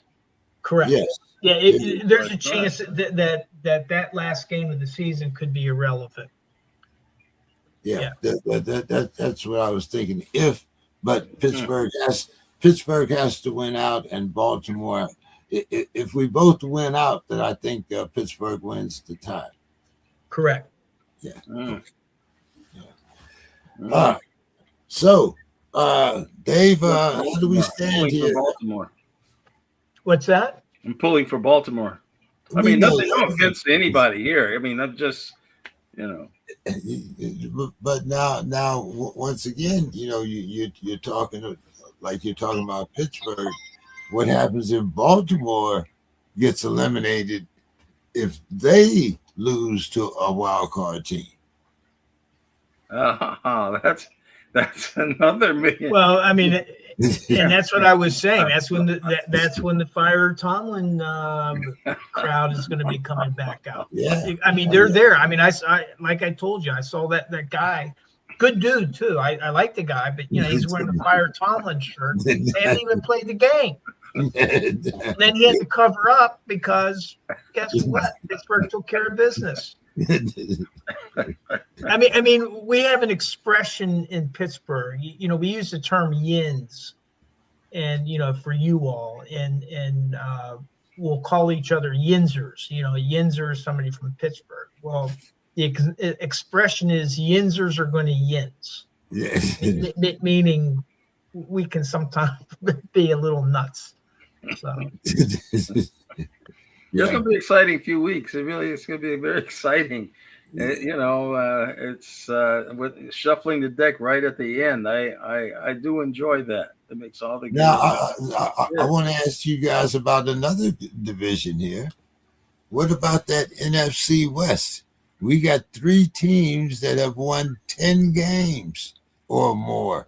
I think that the top 2 are 11 and something, and the team that's in third place, San Francisco. What are they? 10 and 4. Right, and then the Rams and Seahawks are 11-3. So now, what, Mr. Scott? What happens if 3 teams make it out of the West? Does that eliminate the Lions unless they win the championship? Well, we're getting to a point where it brings up that old beef that people had, So, I mean, when was it? A while ago, it must have been Tampa or somebody won their division 7-7. And then there was another team that had won 10 games, but they were eliminated, because winning the division trumps things like that. So, I mean, that they could run into that type of a situation where somebody has a bogus record and 10-11 wins don't get you in. So that's, that's another wrinkle. I mean, I don't think that, well, I guess you have to have a division winner. I mean, I guess that's just the rule. There has to be one, even though they're no good. And there have been years where they haven't even had a winning record, but they win the division. Well, two thoughts. Number one, that's a lot of thinking process because the Lions are 8-6 right now. So there's a lot of scenarios that we would have to go through in order for them to get that wild card spot. But how about if Pittsburgh just beats Detroit up there in Detroit, and then that just takes care of the situation? Then we don't have to worry about it because they're out. Well, yeah, that makes some people happy. Of course, that would ease everybody's mind, sure, right? Yeah, but that would depend on who won the Chicago Packers game. Well, yeah, for the division. Yeah. Yeah. So I'm telling you, this deck is still shuffling. I just hate the Vikings. They blew so many games; they could still be in it. Yeah, but the second thought that I wanted to what you were saying, Anthony, about you could have a team with a losing record win a division, right? And so I think what they should do is after every game they should reseed the playoffs. And then, because what could happen is you could have a team with a losing record hosting the game. Yeah. And so, to me, what should happen is at the end of the regular season, reseed the playoffs so that the teams with the best records get to host the playoff games. Yeah, I believe didn't we have a league champion? I mean, a division champion that was 7-8. I believe. Yeah, years ago there was a division winner that was 7-8 record. I forget who it was, but I believe it was. I believe they had a 7-8 record. But speaking of records, Dave, catch us up here. How are we looking? Okay, so for Week 15 prediction results, we got hammered, guys. James, you only got 11 out of 32. Anthony and Demetrius were tied with 12 apiece. And even Bill, he only had 14 along with Don. And amazingly, I had 17 correct. I got 53. I was the only one above 500. I had 53.1 correct, 53.1% correct. But for the season, now what's happened is before we had like 1, 2, 3, 4 people over 50, over 500. Now we only have 2. And Bill's still in first place with 52.3% correct picks. Don is in second at 50.9. Anthony, you popped ahead of James. You're at 49.7%. James, with that 11 out of 32, you dropped to 49.3%. And then I jumped ahead of Demetrius. I'm at 47.1, and Demetrius is the caboose at 46.4%.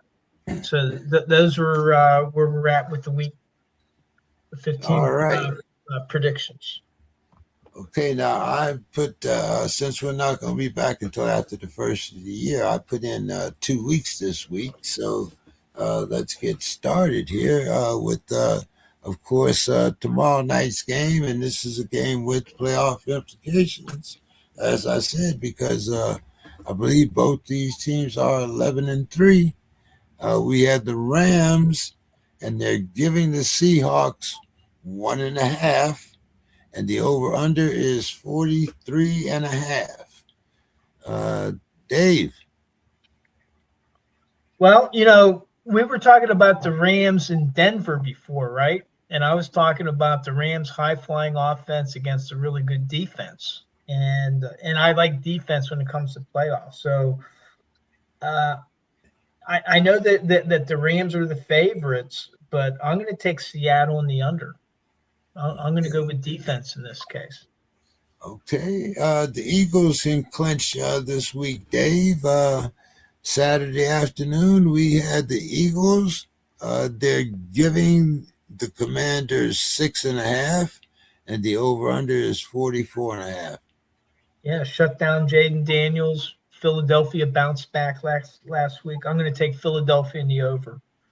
Okay, and the evening game, we had the Packers. They're also giving the Bears 1.5, and the over-under is 46.5. Another good game. This is a good matchup. I'm gonna, Chicago.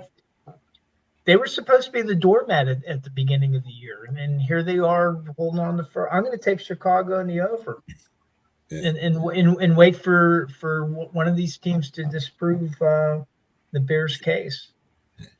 I'm going to take the Bears and the under. I'm going to take the Eagles and the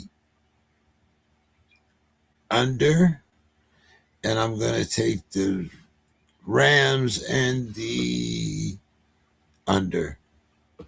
Mr. Scott.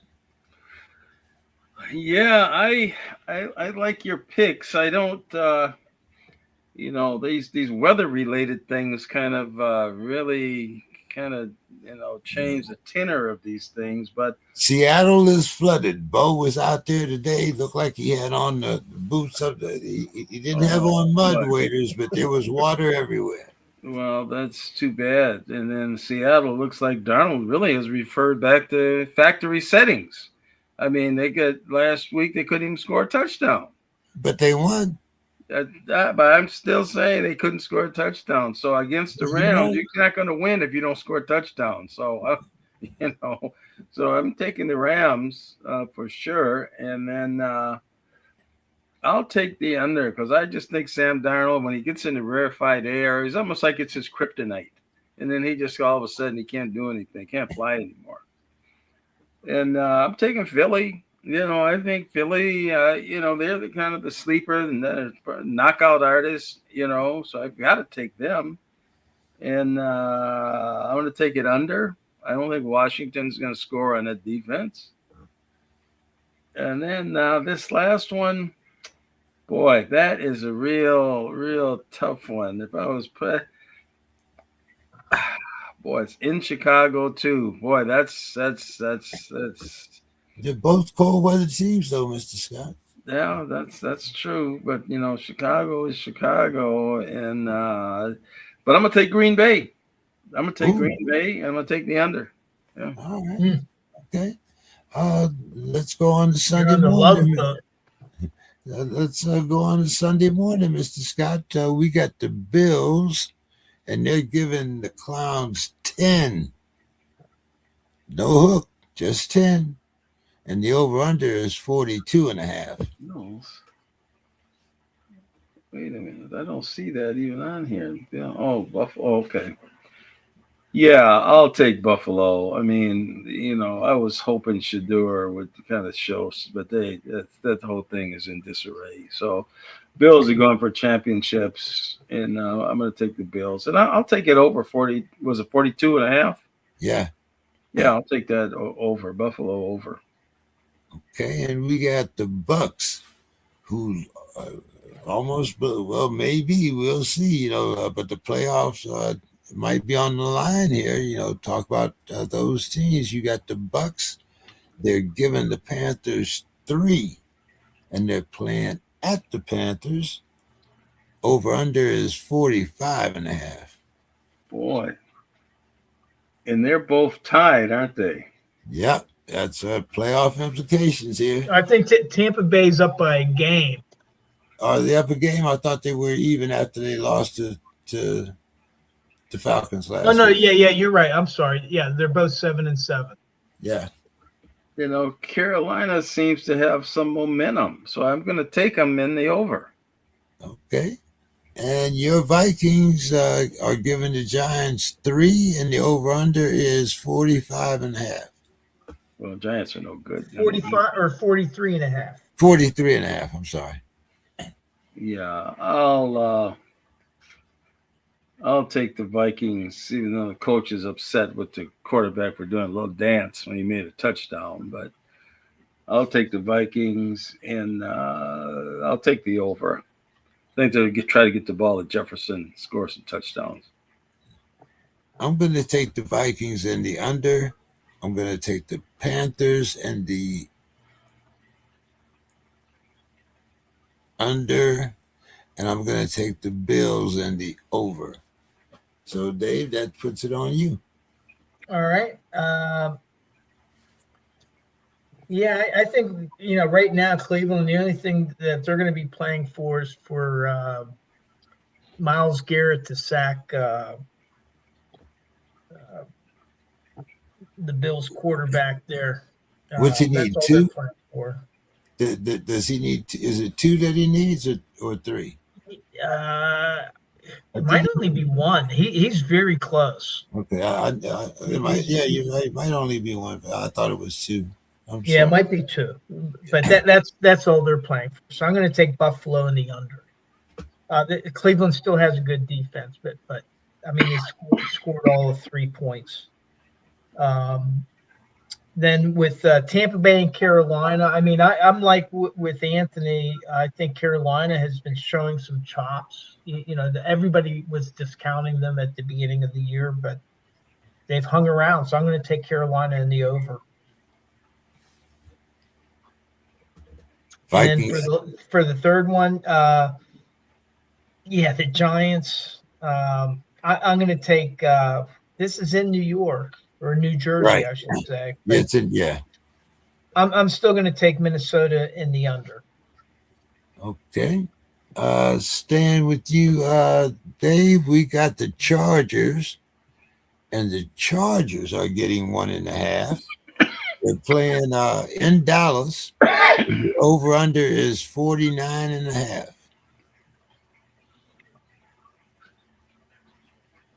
Well, I think Dallas can still score, but I'm going to take the Chargers in the over. They'll make it interesting, but I think it's the Chargers will win it. Okay. We had the Chiefs No Patrick Mahomes, but they're giving the Titans 3.5. They're playing at the Titans, but the over-under is only 37.5, Dave.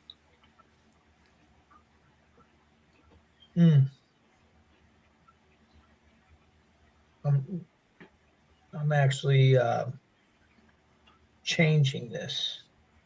I had Tennessee in the under, but I'm gonna go ahead and take Kansas City in the under.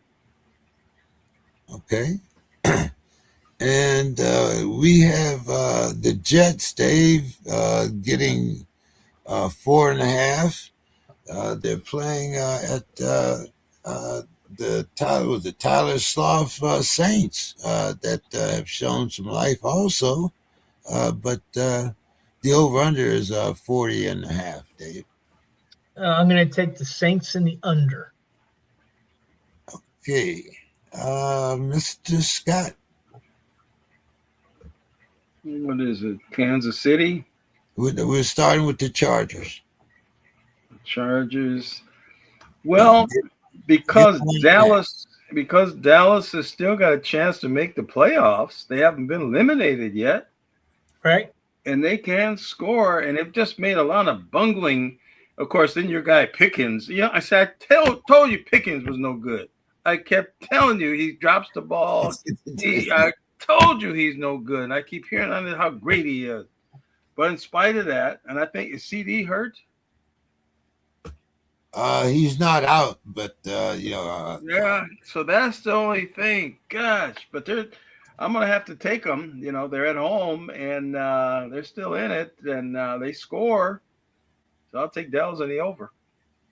Okay, and now you can talk about the Chiefs. The Chiefs are giving the Titans 3.5, but the over/under is only 37.5. Well, the Chiefs are not going to leave us to nobody. They're not going to leave a team to lose to a team 1-2 games. They're not going to go down like that. I wouldn't believe that. I mean, I'm taking Kansas City, and boy, I don't know about their backup. They haven't really been scoring a lot of points, but against Tennessee, I think they can beat that 37.5. So I'll take Kansas City over. And what about the Jets playing against the Saints? The Jets getting 4.5. Over/under is 40.5. You see, where is the Jets and the Saints? Oh yeah, well that's like the two weakest guys at school, and the fight between. It's a good fight, but I mean, it's not much of a fight. So no runs at home. I'll take them. And I'll take the over. Guys want to score some points to, hopefully boost their contract for next year and make the team. I'm going to take the Saints and the over. I'm going to take the Chiefs and the under, and I'm going to take the Chargers and the over. So I guess it's still on you, right, Mr. Scott? Starting with the Bungles. They're giving the tourless Dolphins 2.5, but the over/under, Mr. Scott, is 50.5. Yeah, that's ridiculous. I'm taking Cincinnati in the under. Okay. Sunday afternoon, we had the Jaguars, and they're getting 3. They're playing at the Broncos, and the over/under is 45.5. Boy, Jacksonville has looked awful good. They've been a big surprise, but I think that Denver coach, boy, he's just going to be pounding his fist on the table, and they're gonna win at home. I just don't see them losing, and I'll take it over. Even hedging on that, but I'll take it over. All right, and what about the Falcons getting 2.5 playing the Cardinals? The Falcons are giving the Cardinals 2.5. Over/under is 47.5. And Mr. Scott, does the world's tallest midget end up in a different team next year? It's quite possible. This one is like, this is like the semi wind-up of the two terriblest teams that are, that was the Jets and the Saints. Well, Well, you got to have two opening, opening bouts. So I'll take Atlanta because of Cousins seems to be well, it's to get more bank. He's playing for more bank wherever it is. He's going to kind of light up the scoreboard if he can. So I'll take them, and I'll take the over because Brissett, anything goes in this game. But I'll take Atlanta and the over. Okay. I'm going to take Atlanta and the over. I'm going to take the Broncos and let's see, might be a little precipitation there. I'm going to take the Broncos and the under, and I'm going to take the Bengals and the under. Dave. Well, Ohio, two NFL teams that scored 3 points between them last week. I don't know what's going on with Joe Burrow.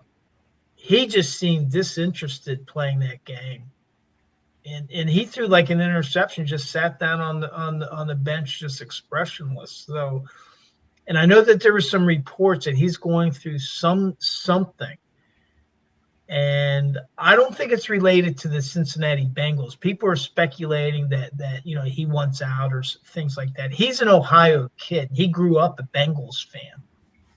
And so I think, whatever angst he's going through, I think it might have something to do, something happening in his personal life or depression or something. But something is going on with Joe Burrow, and I hope he's okay. But these 50.5 points that they're calling for the over-under, normally I wouldn't hesitate and take the over, but Miami just benched Tua. And I don't know what's going on with Joe Burrow, but he's still playing. So I'm going to take Cincinnati in the under. And then in the next game, Jacksonville, Denver. Like you guys, I like Jacksonville. They're really good, but Denver at home, I'm going to take Denver in the over in that game. And for Atlanta, Arizona, I'm following you guys. Right now, all three of us have Atlanta in the over. Okay. Well, here we go. We got the Steelers getting 7, playing at the Lions. And the over-under is 51.5. Remember, this is indoors, right? Yeah. My wife was saying that Detroit. She's claiming that Detroit's only a 7-hour drive from where we're at. I can't believe that. I got to check that out. You might be right. 7.5. From where? Where are you at? I'm in Maryland. No, I'm literally. It's 383 miles. Oh. Yeah, well, that's 7 hours and 17 minutes. Yeah. I think she was hinting she wants me out of the house.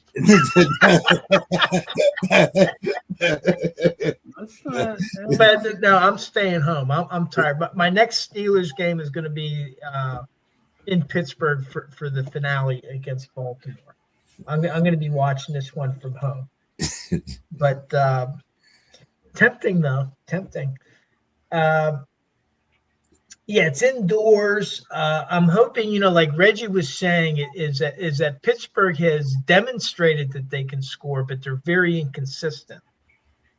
But I'm hoping that they can show that they can keep up with Detroit, which definitely can score with Gibbs and Brown at wide receiver. I'm going to take Pittsburgh in the over in this game, and they're getting 7 points, so I'm hoping they keep it close. I'm not saying Pittsburgh's going to win, but I'm hoping that they can keep it close.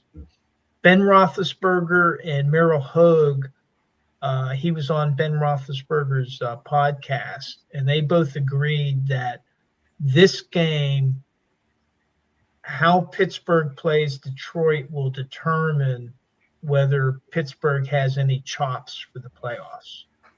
And now they're both 8-6 teams, but Detroit it's an 8-6 team that has a lot of firepower there on the offense. So Pittsburgh in the over. What's next? The Raiders getting 14.5, playing at the Texans, and the over-under is 38.5. That's a lot of points. That's a lot of points. But Houston, I said this a couple weeks ago. I think Houston's going to snag could steal the division title, but they're going to have to get through the Jaguars now. They've overtaken Indianapolis, but they got a tough defense. So 14.5 is a lot, but I'm going to take Houston and hoping that the Raiders are trying to keep their position in the draft to get Mendoza out of Indiana. So I'm going to take Houston in the under in this game. Okay. Mendoza is actually slated. I don't know how it's going to turn out, but they say Mendoza is going to be the second quarterback taken, and then Love will be number 3. But we'll see how that goes. I can't see a running back really coming out that high, but we'll see. Okay, so did we stop? Let's see. We got the Steelers. We got the Raiders. Okay, There's just Dave, 2 more. The Pats are getting 3. They're playing at the Ravens, and the over-under is 48.5. Baltimore's going to be tough at home because they're fighting for their life, for their playoff Yes, lives. they New England doesn't have as much to play for, but they got embarrassed against Buffalo. They blew a 21-0 lead. And I don't think that they want to. I don't think Mike Vrabel wants them to have back-to-back losses. I don't And think maybe this is me being hopeful, but I'm going to take the Patriots in the over. Okay. But Baltimore, I tell you what, that they are going to be all stops out to win this game at home because they got embarrassed at home. Yeah. They might have got embarrassed at home, but I think maybe the Pats might have peaked a little too soon. I'm gonna, I have to spit this out every time. I'm taking the Ratbirds in the under. I'm taking the Texans and the over, and I'm gonna take this. Dave, I want to go with you, but I'm going to take the Lions and the under here. I don't think that Aaron Rodgers. I still don't think that. I think the Steelers will win the division, but I don't think. I just don't have that faith in ayahuasca against. You're going to have to travel down to Central America with Aaron one of these days. No. Yes, and I think we could bond over a bowl, Dave. I actually do. You're right. So, Mr. Scott, what do you think here? Well, I have to take the desperate teams. I have to take Detroit. Okay. I mean, and they're I mean, I think they're eliminated if they lose this game. I mean, they've got a nice record, but I mean, this is a big game for them. I think if the Packers win, I believe that Detroit could be eliminated. But I think the Packers have to win because the Packers have the tiebreaker over Detroit. The Packers have already beat Detroit once. Well, there's too many teams in the West got good records. Yeah, that's what I'm saying.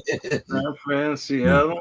So I'm going to take them. I mean, I'm going to take Detroit, and they're going to want to score. That's how they win. They win by scoring points. So I'm going to take it over. Detroit over. Okay. And what about the Raiders and the Texans? Raiders are getting 14.5, Mr. Scott. That's a big number for you. Well, you know, I don't know how on this card, how many preliminary matches can we have? I mean, this, you know, I mean, gee, like the old wrestling shows. Geez, Scrap Iron Gadaski against. I think as many as you had candidates for your turkey award. I'm going to take Houston. I think Las Vegas is, you know, I think it'll be over. I think I'll take Houston in the over. Yeah, and the Patriots and the Ravens.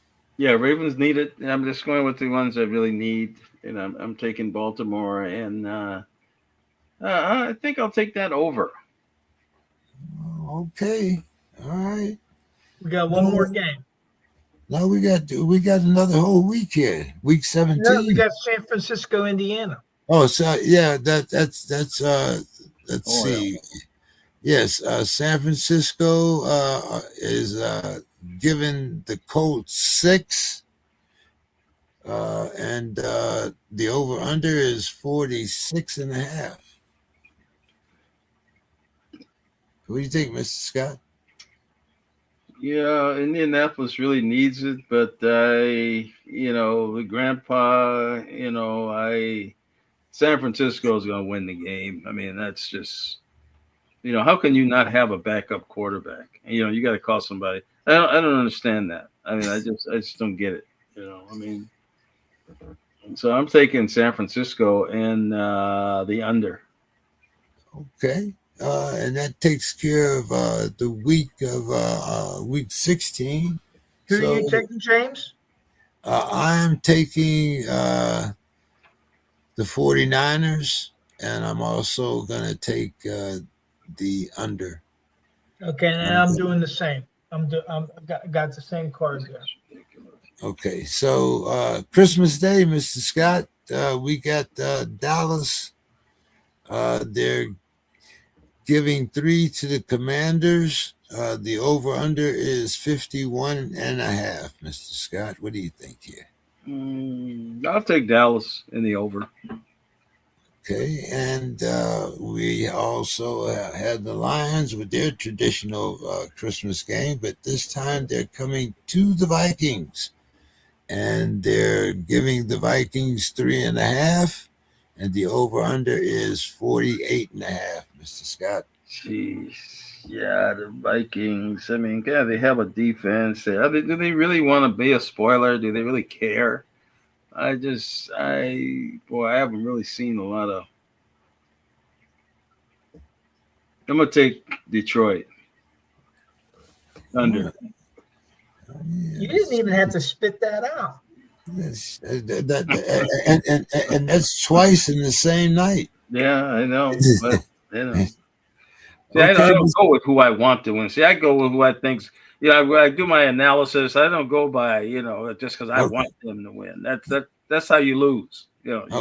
So I know that's how I come down to 4th place. Gotta believe. Gotta believe. Okay, Mr. Scott, our last Christmas Day game here, we had the Broncos, and they're giving the Chiefs 5.5, and the over-under is 39.5.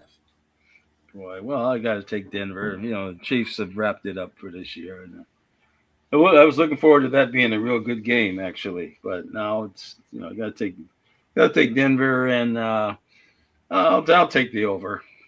Okay, I'm gonna take. They're playing at the Chiefs, both cold weather teams. I like that Broncos defense, even with Patrick Mahomes, but I'm gonna take the Broncos, and I'm gonna take the over. I'm going to take the Lions and the under, and I'm going to take the Commanders. No, I'm going to take Dallas and the under. So I guess that leaves you, Dave, right? Yeah, Christmas Day. Yeah, so I got to go with Dallas. No Jaden Daniels, right? So I'm going to take Dallas in the over. In the next game,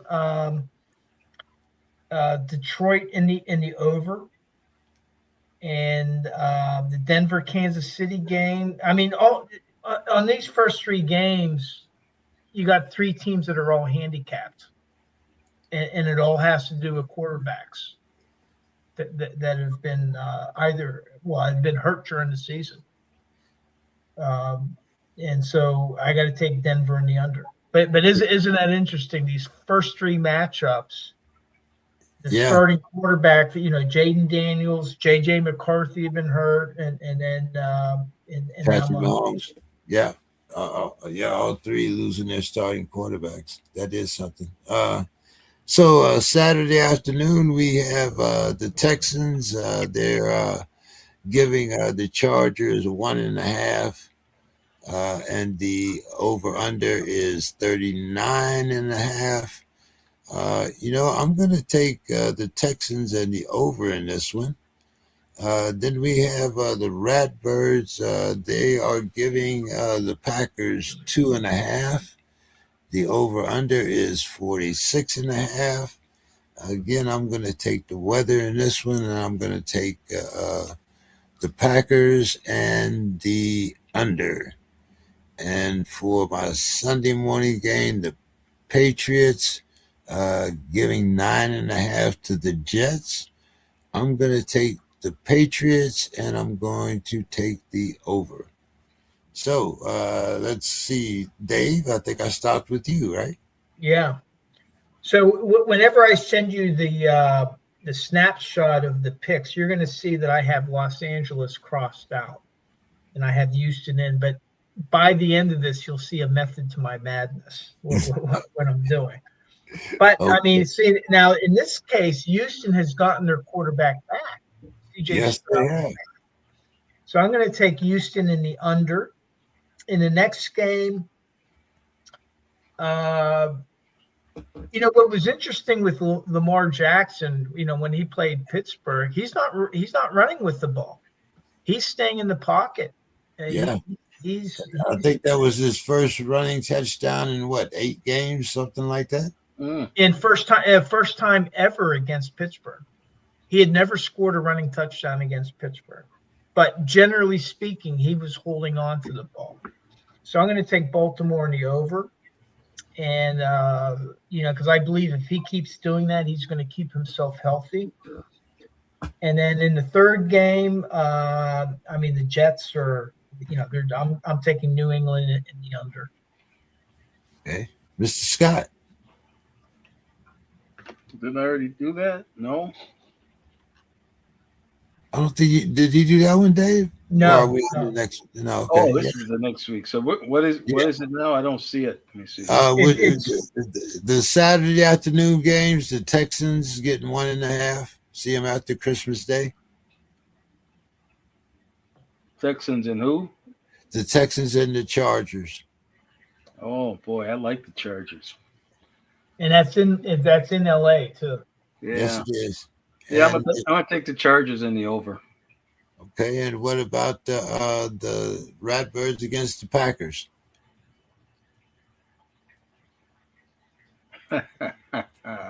Again, they're desperate, so I got to take the Baltimore in the over. Okay, and what about the Patriots and the Jets? Patriots get given 9.5. How many preliminary, matches? Boy, I would be really mad to go 4 preliminaries before you get to the. Oh, you haven't got it. Wait till the next. Will I give you the next 3? Let me see. What is this one again? I don't see it on my schedule here. You see where it says Sunday morning? It should say the Patriots and the Not Yets. Yeah, give me New England. They're just trying to get this thing over with and get nobody hurt. I mean, they'll be under. They'll just sit on them, and just get it over with. Another preliminary match for you, Mr. Scott. We got the Saints. They're giving the Titans 1.5, and the over/under is 39.5. Oh my God! This is a main event.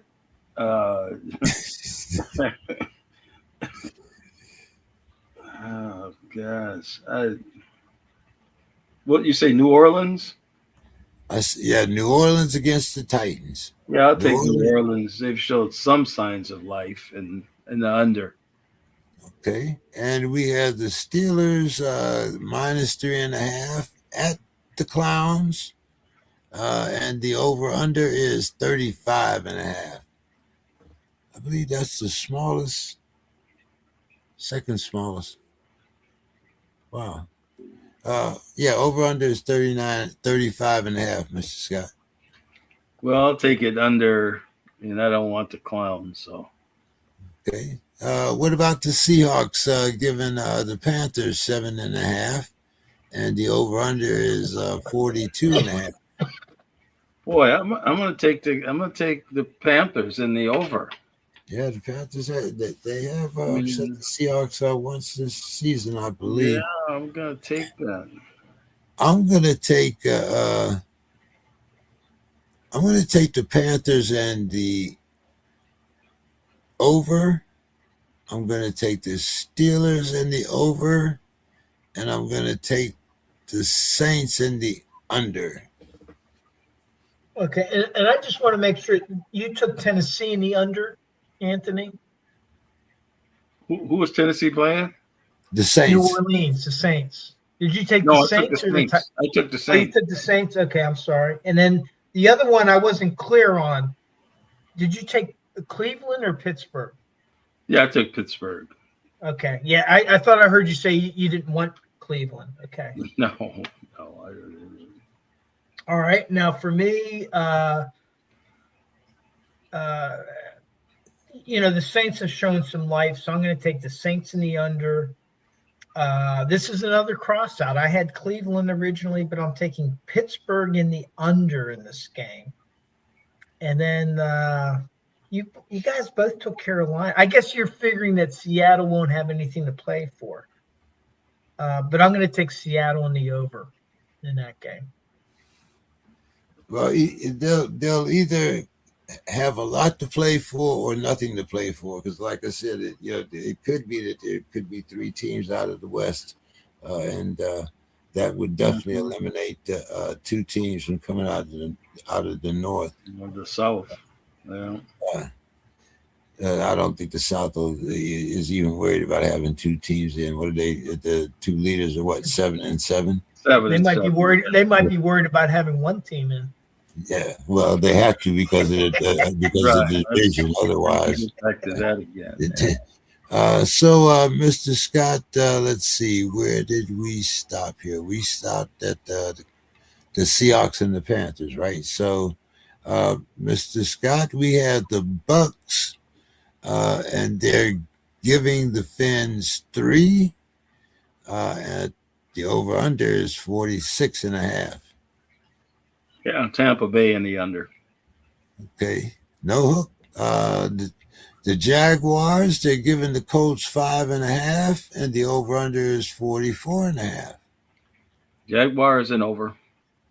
The Cardinals, they're giving the Bungles 5.5, and the over/under is 51.5.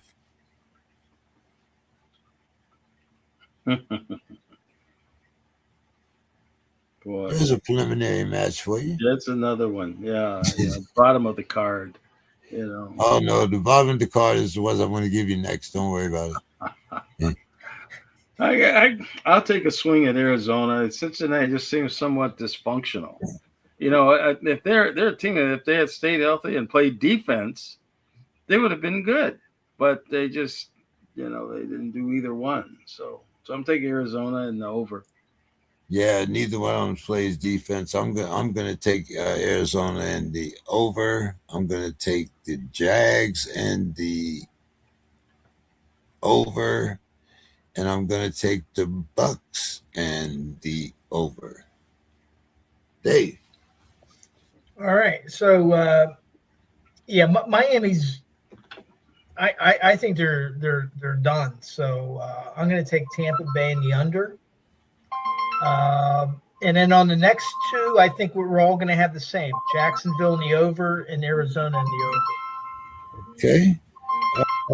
Dave, staying with you. We got the Giants giving 3 to the Raiders, and the over-under is 43.5. Got a phone call? Not me. I Yeah, think that's it's gone. I have to call her back. She's All right. Oh, woman. She. Oh, okay. yeah. I have a waiting list. So yeah. Mr. Scott used to be one of them musicians. One of the guys you gotta watch after Oh, yeah. So, Dave, where were we here with Giants in the Raiders? Oh, over under is 43.5. In this case, I'm gonna take the Giants in the under, and you're gonna see another one where I changed it. I had Las Vegas, but now I'm gonna take the Giants in the under. Okay, what about the Eagles? And the Eagles are actually getting 3 because they're playing in Buffalo. And the over-under is 46.5, Dave. But Another one I changed. I'm taking Philly in the over. Okay, no hook, Dave. Yep, I know. I'm not doing the push. I did that with the Pittsburgh game last week. Okay, we got another one here. We got the Bears, and they're getting 3, no hook. They're playing at the 49ers, and the over-under is 50.5. I'm taking Chicago in the over. Okay, let's see. So I'm taking the Giants and the under. I'm taking the Eagles and the over. And I'm going to take the 49ers and the over. Is it on Mr. Scott here? Yeah, and then we still have the Rams in Atlanta. Yeah, I'm going to add that one to him and get his final thoughts at the same time. So, Mr. Scott, you're going to start with the Giants getting 3 at the Raiders. Over under is 43.5. Jeez. I'll take the Raiders. Okay. And I'll take it under. And the Eagles getting 3 at the Bills. Over under is 46.5. Oh, wow, that's the real main event there. I'm just going to take Buffalo. I mean, somehow they've got to get this thing done. I mean, it's just been too close, too much. I'm going to take Buffalo in the over. Yeah, this game might not be as close as it seems because the Eagles can clinch this week with the win, and this might be a meaningless game. Okay. Anyway, I'm going to keep my pick here. Sunday night, Mr. Scott, we got the Bears, and they're giving 3 to the 49ers. The over-under is 50.5. I'm going to take the 49ers and the over. Okay. And the Monday night game, we had the Rams, and they're giving the Falcons 8.5. And the over-under is 48.5. I'll take the Rams and the over. Okay. And your final thoughts, Mr. Scott? Well, I guess my final thoughts on these games are, as they say when you get stocks, past performance doesn't guarantee a profit. And then I got a call this week. They, I wasn't real sure of it or if I was even going to accept it. They want me to speak at a Martin Luther King breakfast, January 15th. And I was like, wow. And after I accepted it, I'm like, God, what am I going to do? What? I could go so many ways. But then they called me back and said I'm going to be on a panel, which is much better. So I won't have to keep the whole crowd, because everybody's going to be there. I mean, the mayor, the politicians, it's really a big deal when they do this. And I was really surprised. But someone got a hold of my books and our documentary, and they just asked me to do it. And I said, it's a real honor. But now I'm kind of feeling pretty good about it, because I'll be part of a panel of other people. So I've been given something specific that I'm going to present on. So, but yeah, that's a big honor. I'm looking forward to it. Will there be a way that we'll be able to view the panel? I'll find out. I will find out if it's going to be streamed in any way. I think it might be. I would love to watch it. Okay, I will see. I'll check that out, and I'll send it out to everybody that might want to look at it. Yeah, if you can find a way to record it, we'll put it on the podcast. Okay. Yeah, okay. If you can have somebody record it, we actually recorded a meeting from the National Head Start meeting in Orlando. So if you can find somebody to record it while you're on the panel, we'll run a show. Okay. No problem. Okay. All right. All right. I will do that. So Dave, let's see. I think it's on me and you here. I'll get mine in, and then you can get yours in the final thoughts. Let's see. Did I get everybody here? Who did I miss, Dave? The Giants and the Raiders? The Rams in Atlanta. You got everything else. Okay. I'm going to take the Rams, and I'm going to take another team that might not have anything to play for, might have everything to play for, talking about the Rams. I'm going to take the Rams, and I'm going to take the under. So go ahead, Dave. Yours and your final thoughts. All right. Now, you guys didn't figure out the method to my madness, did you? No, not yet. So what? I picked every away team. Ah, okay. Every one of my picks is the visiting team. I'm going to take the Rams, and in this case, the Rams are visiting Atlanta, so I'm going to take the Rams in the over. So, my final thoughts. I got a couple things. I had a heck of a weekend, and I'm not going to go through the whole thing. It was just an amazing weekend. Went to the Clementi Museum, which was really a treat. But the three things I'll talk about, Anthony talked about streaming his panel. Well, I did attend the Hall of Honor dinner for the Steelers' newest inductees, Ben Roethlisberger, Marquise Pouncey, and Joey Porter Sr. And they live streamed their speeches, and they're not public speakers. They're football players, right? But I tell you, there was a lot of emotion and a lot of humor in all three of their presentations. Joey Porter, and you remember how loud he was and brash, and they shot me in Denver, talk and really stoking the other team. But I tell you, when he talked about the humble beginnings that he had. Apparently, he didn't have a father in the picture. This other family kind of took him in, and the sons of that family were at the dinner.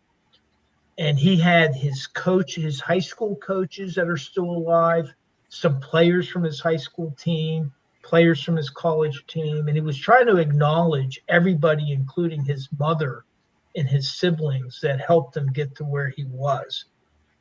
And when he was talking about his children, of course, he was talking about Joey Porter, and he said, for him, he was always a Kansas City Chiefs fan. And he said it was hard for him to become a Pittsburgh Steelers. And now he's Pittsburgh Steelers through and through. But one of the things that he said is, everybody knows my on-the-field persona. And they think that that's the way I was at home. And he goes, no, I left that was for on the field.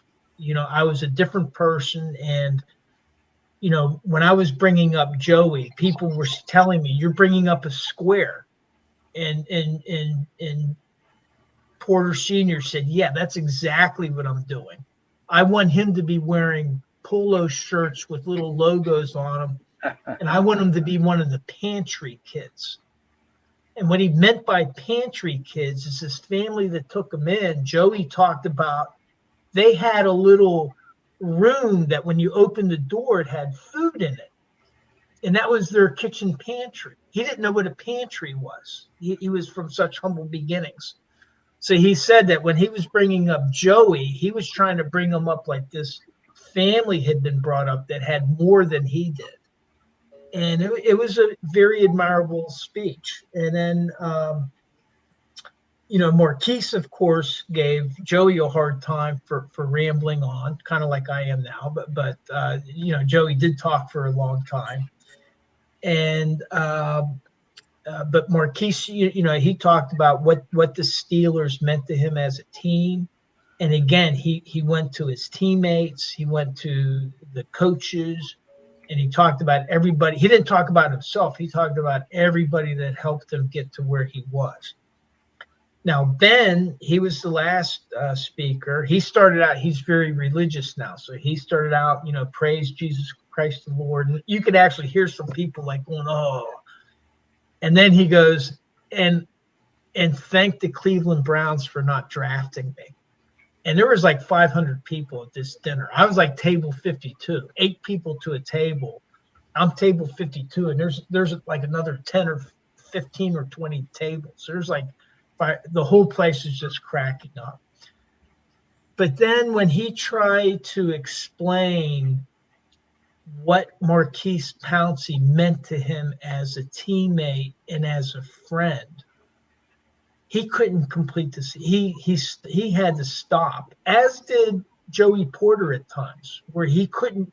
They were choked up, and we applauded. We filled in the awkward silence with applause, and then he was able to continue. But he had a very difficult time conveying, and he was in tears of what Marquise Pouncey meant to him as a friend. But then he said, hey, just think that it wasn't me getting hit in the head with Myles Garrett helmet, because just imagine what Marquise would have done to him then. And then that cracked the whole place up. So it was a fun dinner, really enjoyed it. The Steelers on Monday night, honestly, I was very nervous going into the game. But, Bill Cowher and Mike Tomlin have never lost a Monday night game at home. The last Monday night game lost by the Steelers at home, Chuck Noll was coach. Yep, 1991. Exactly, and they went 23-0. The final thing that I'll mention is, despite Pittsburgh winning the game decisively, being in the driver's seat for the playoffs, they could still they could lose out and not make the playoffs, but we'll see what happens here. But there's a schism within Steelers Nation. There's a large, it's not small. There's a large number of fans that do want Mike Tomlin gone. And there's a very large group of people that want Mike Tomlin to stay and can't stand the Boo Birds. And the bottom line is, in the article that I sent you guys, I mentioned it. I had 2 friends that I had a discussion with, and they both said that despite winning, despite beating the Dolphins, if Pittsburgh loses the wild card game, then they think it's time for Tomlin to go. And they gave their reasons. They're tired of the 9-8. It's too frustrating. As we've been talking about, all these teams, unfortunately, including Anthony's Vikings, that have been eliminated. And I disagreed. And I said earlier why I disagreed, where, Tomlin attracts players. But the bottom line is, it doesn't matter. Either of us could be right or wrong. It doesn't. It's just our opinions. And the thing that I appreciate is, with those 2 guys, We're both on polar opposites, but we can talk about it. We're still friends. It isn't ending friendships. And too many times disagreements are ending friendships. And so in the case of Mike Tomlin, there's only two people that are going to impact his time as the head coach of the Pittsburgh Steelers. One is Mike Tomlin himself. He could choose to walk away anytime, like Anthony suggested. And the second one is Art Rooney II. And those are the only two people that matter. The rest of us, we're just spouting off our opinions.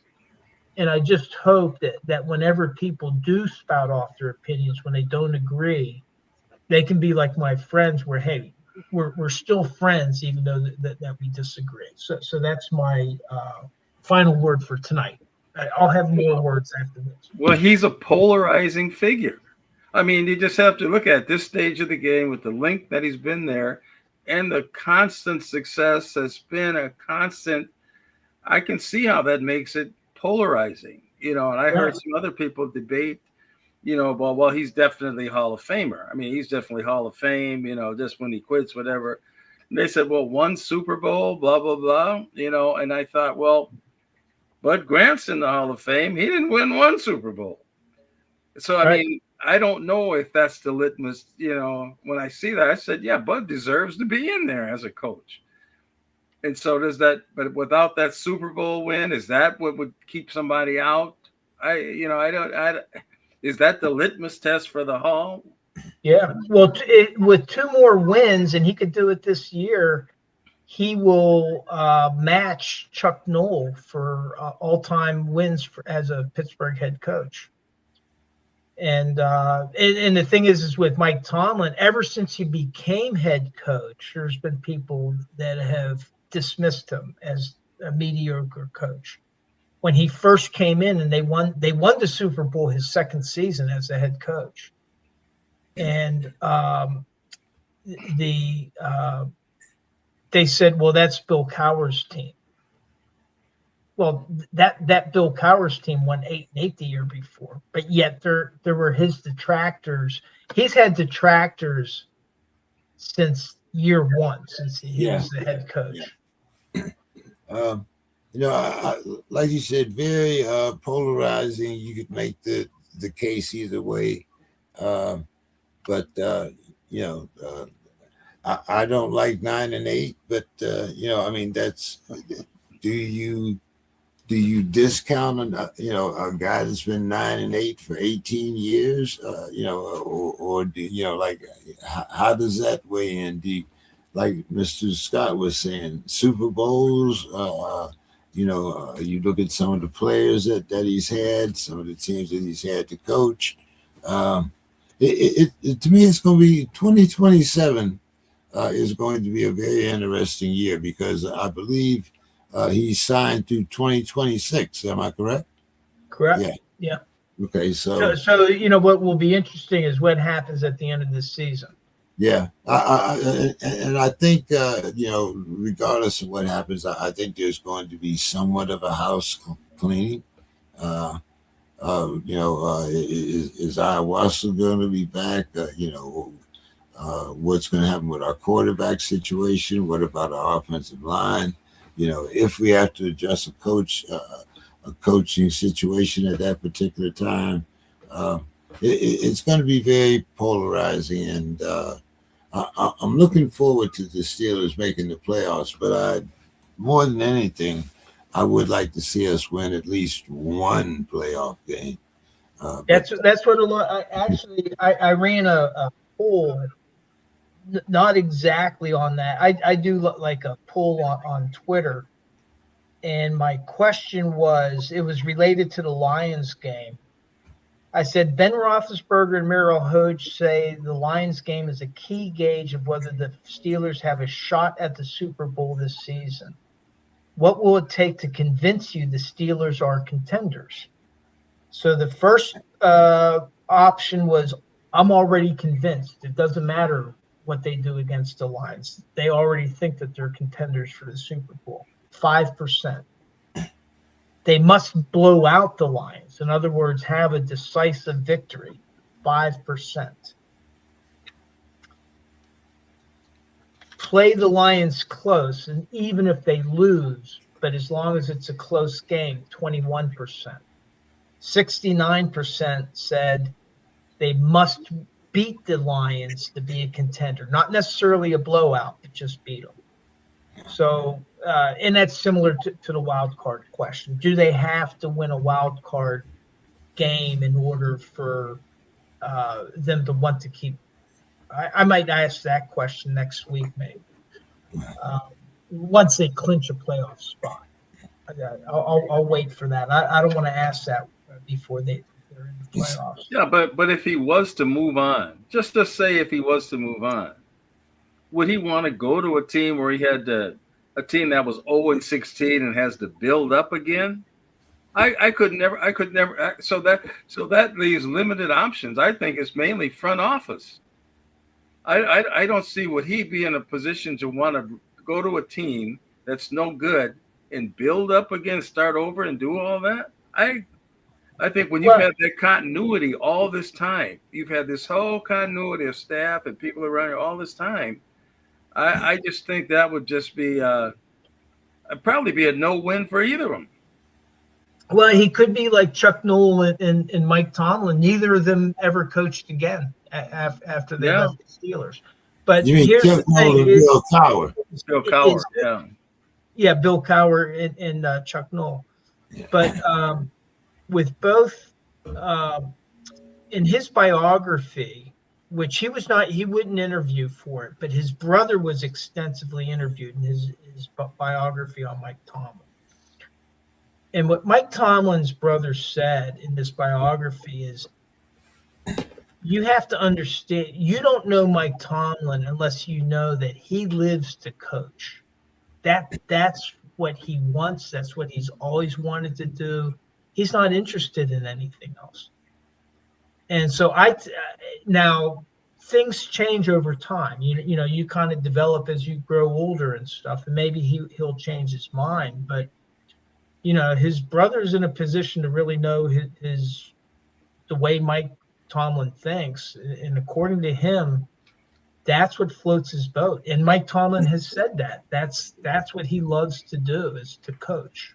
Yeah. Well, we'll see what happens in, like I said, with 2027, whether or not, I think if they were going to give him an extension, he would have already gotten it, but we'll see. Well, they don't do that during the season. The Steelers' rule is they do not negotiate contracts during the season, and that's just their rule.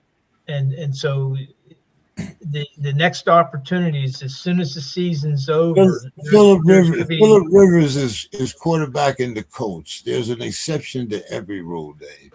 But Phillip Rivers is not playing for the Steelers. I understand that, but like I said, if you wanted the guy around, I'm sure there are little subtle ways that you could let him know. You wouldn't have to announce it out in public, but I'm sure there would be. He talks to Art Rooney II every day. He knows. I mean, they work very, very closely. It's not really Art Rooney that I'm concerned about. It's more about Omar Khan and the way that he's directed. It's not Omar Khan's decision. See, that's the thing is with the Steelers, Mike Tomlin does not work for Omar Khan. Omar Khan has nothing to do with his tenure. Yeah, but Omar Khan is the guy that's giving him these backups that are old as I am. And trying to win with them, and then when he doesn't, then you want to blame Mike, and I think that's wrong. But that's a different discussion. Yeah.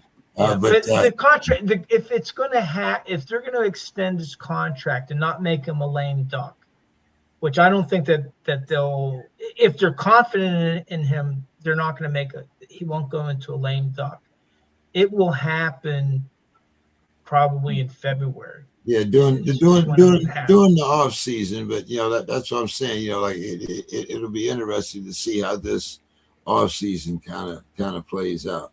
And I know I still think it's Omar Khan that has a lot to do with the players that we put on the field. And so far, I can't say that I would give him an A, maybe a C at the most, but we'll see how it plays out. But hey, guys, Mr. Scott, always glad to have you around and coming in and giving us your thoughts on this. Make sure you get back to me about your panel there. Always, good to put you in Minneapolis and the guys out there. Dave, look forward to.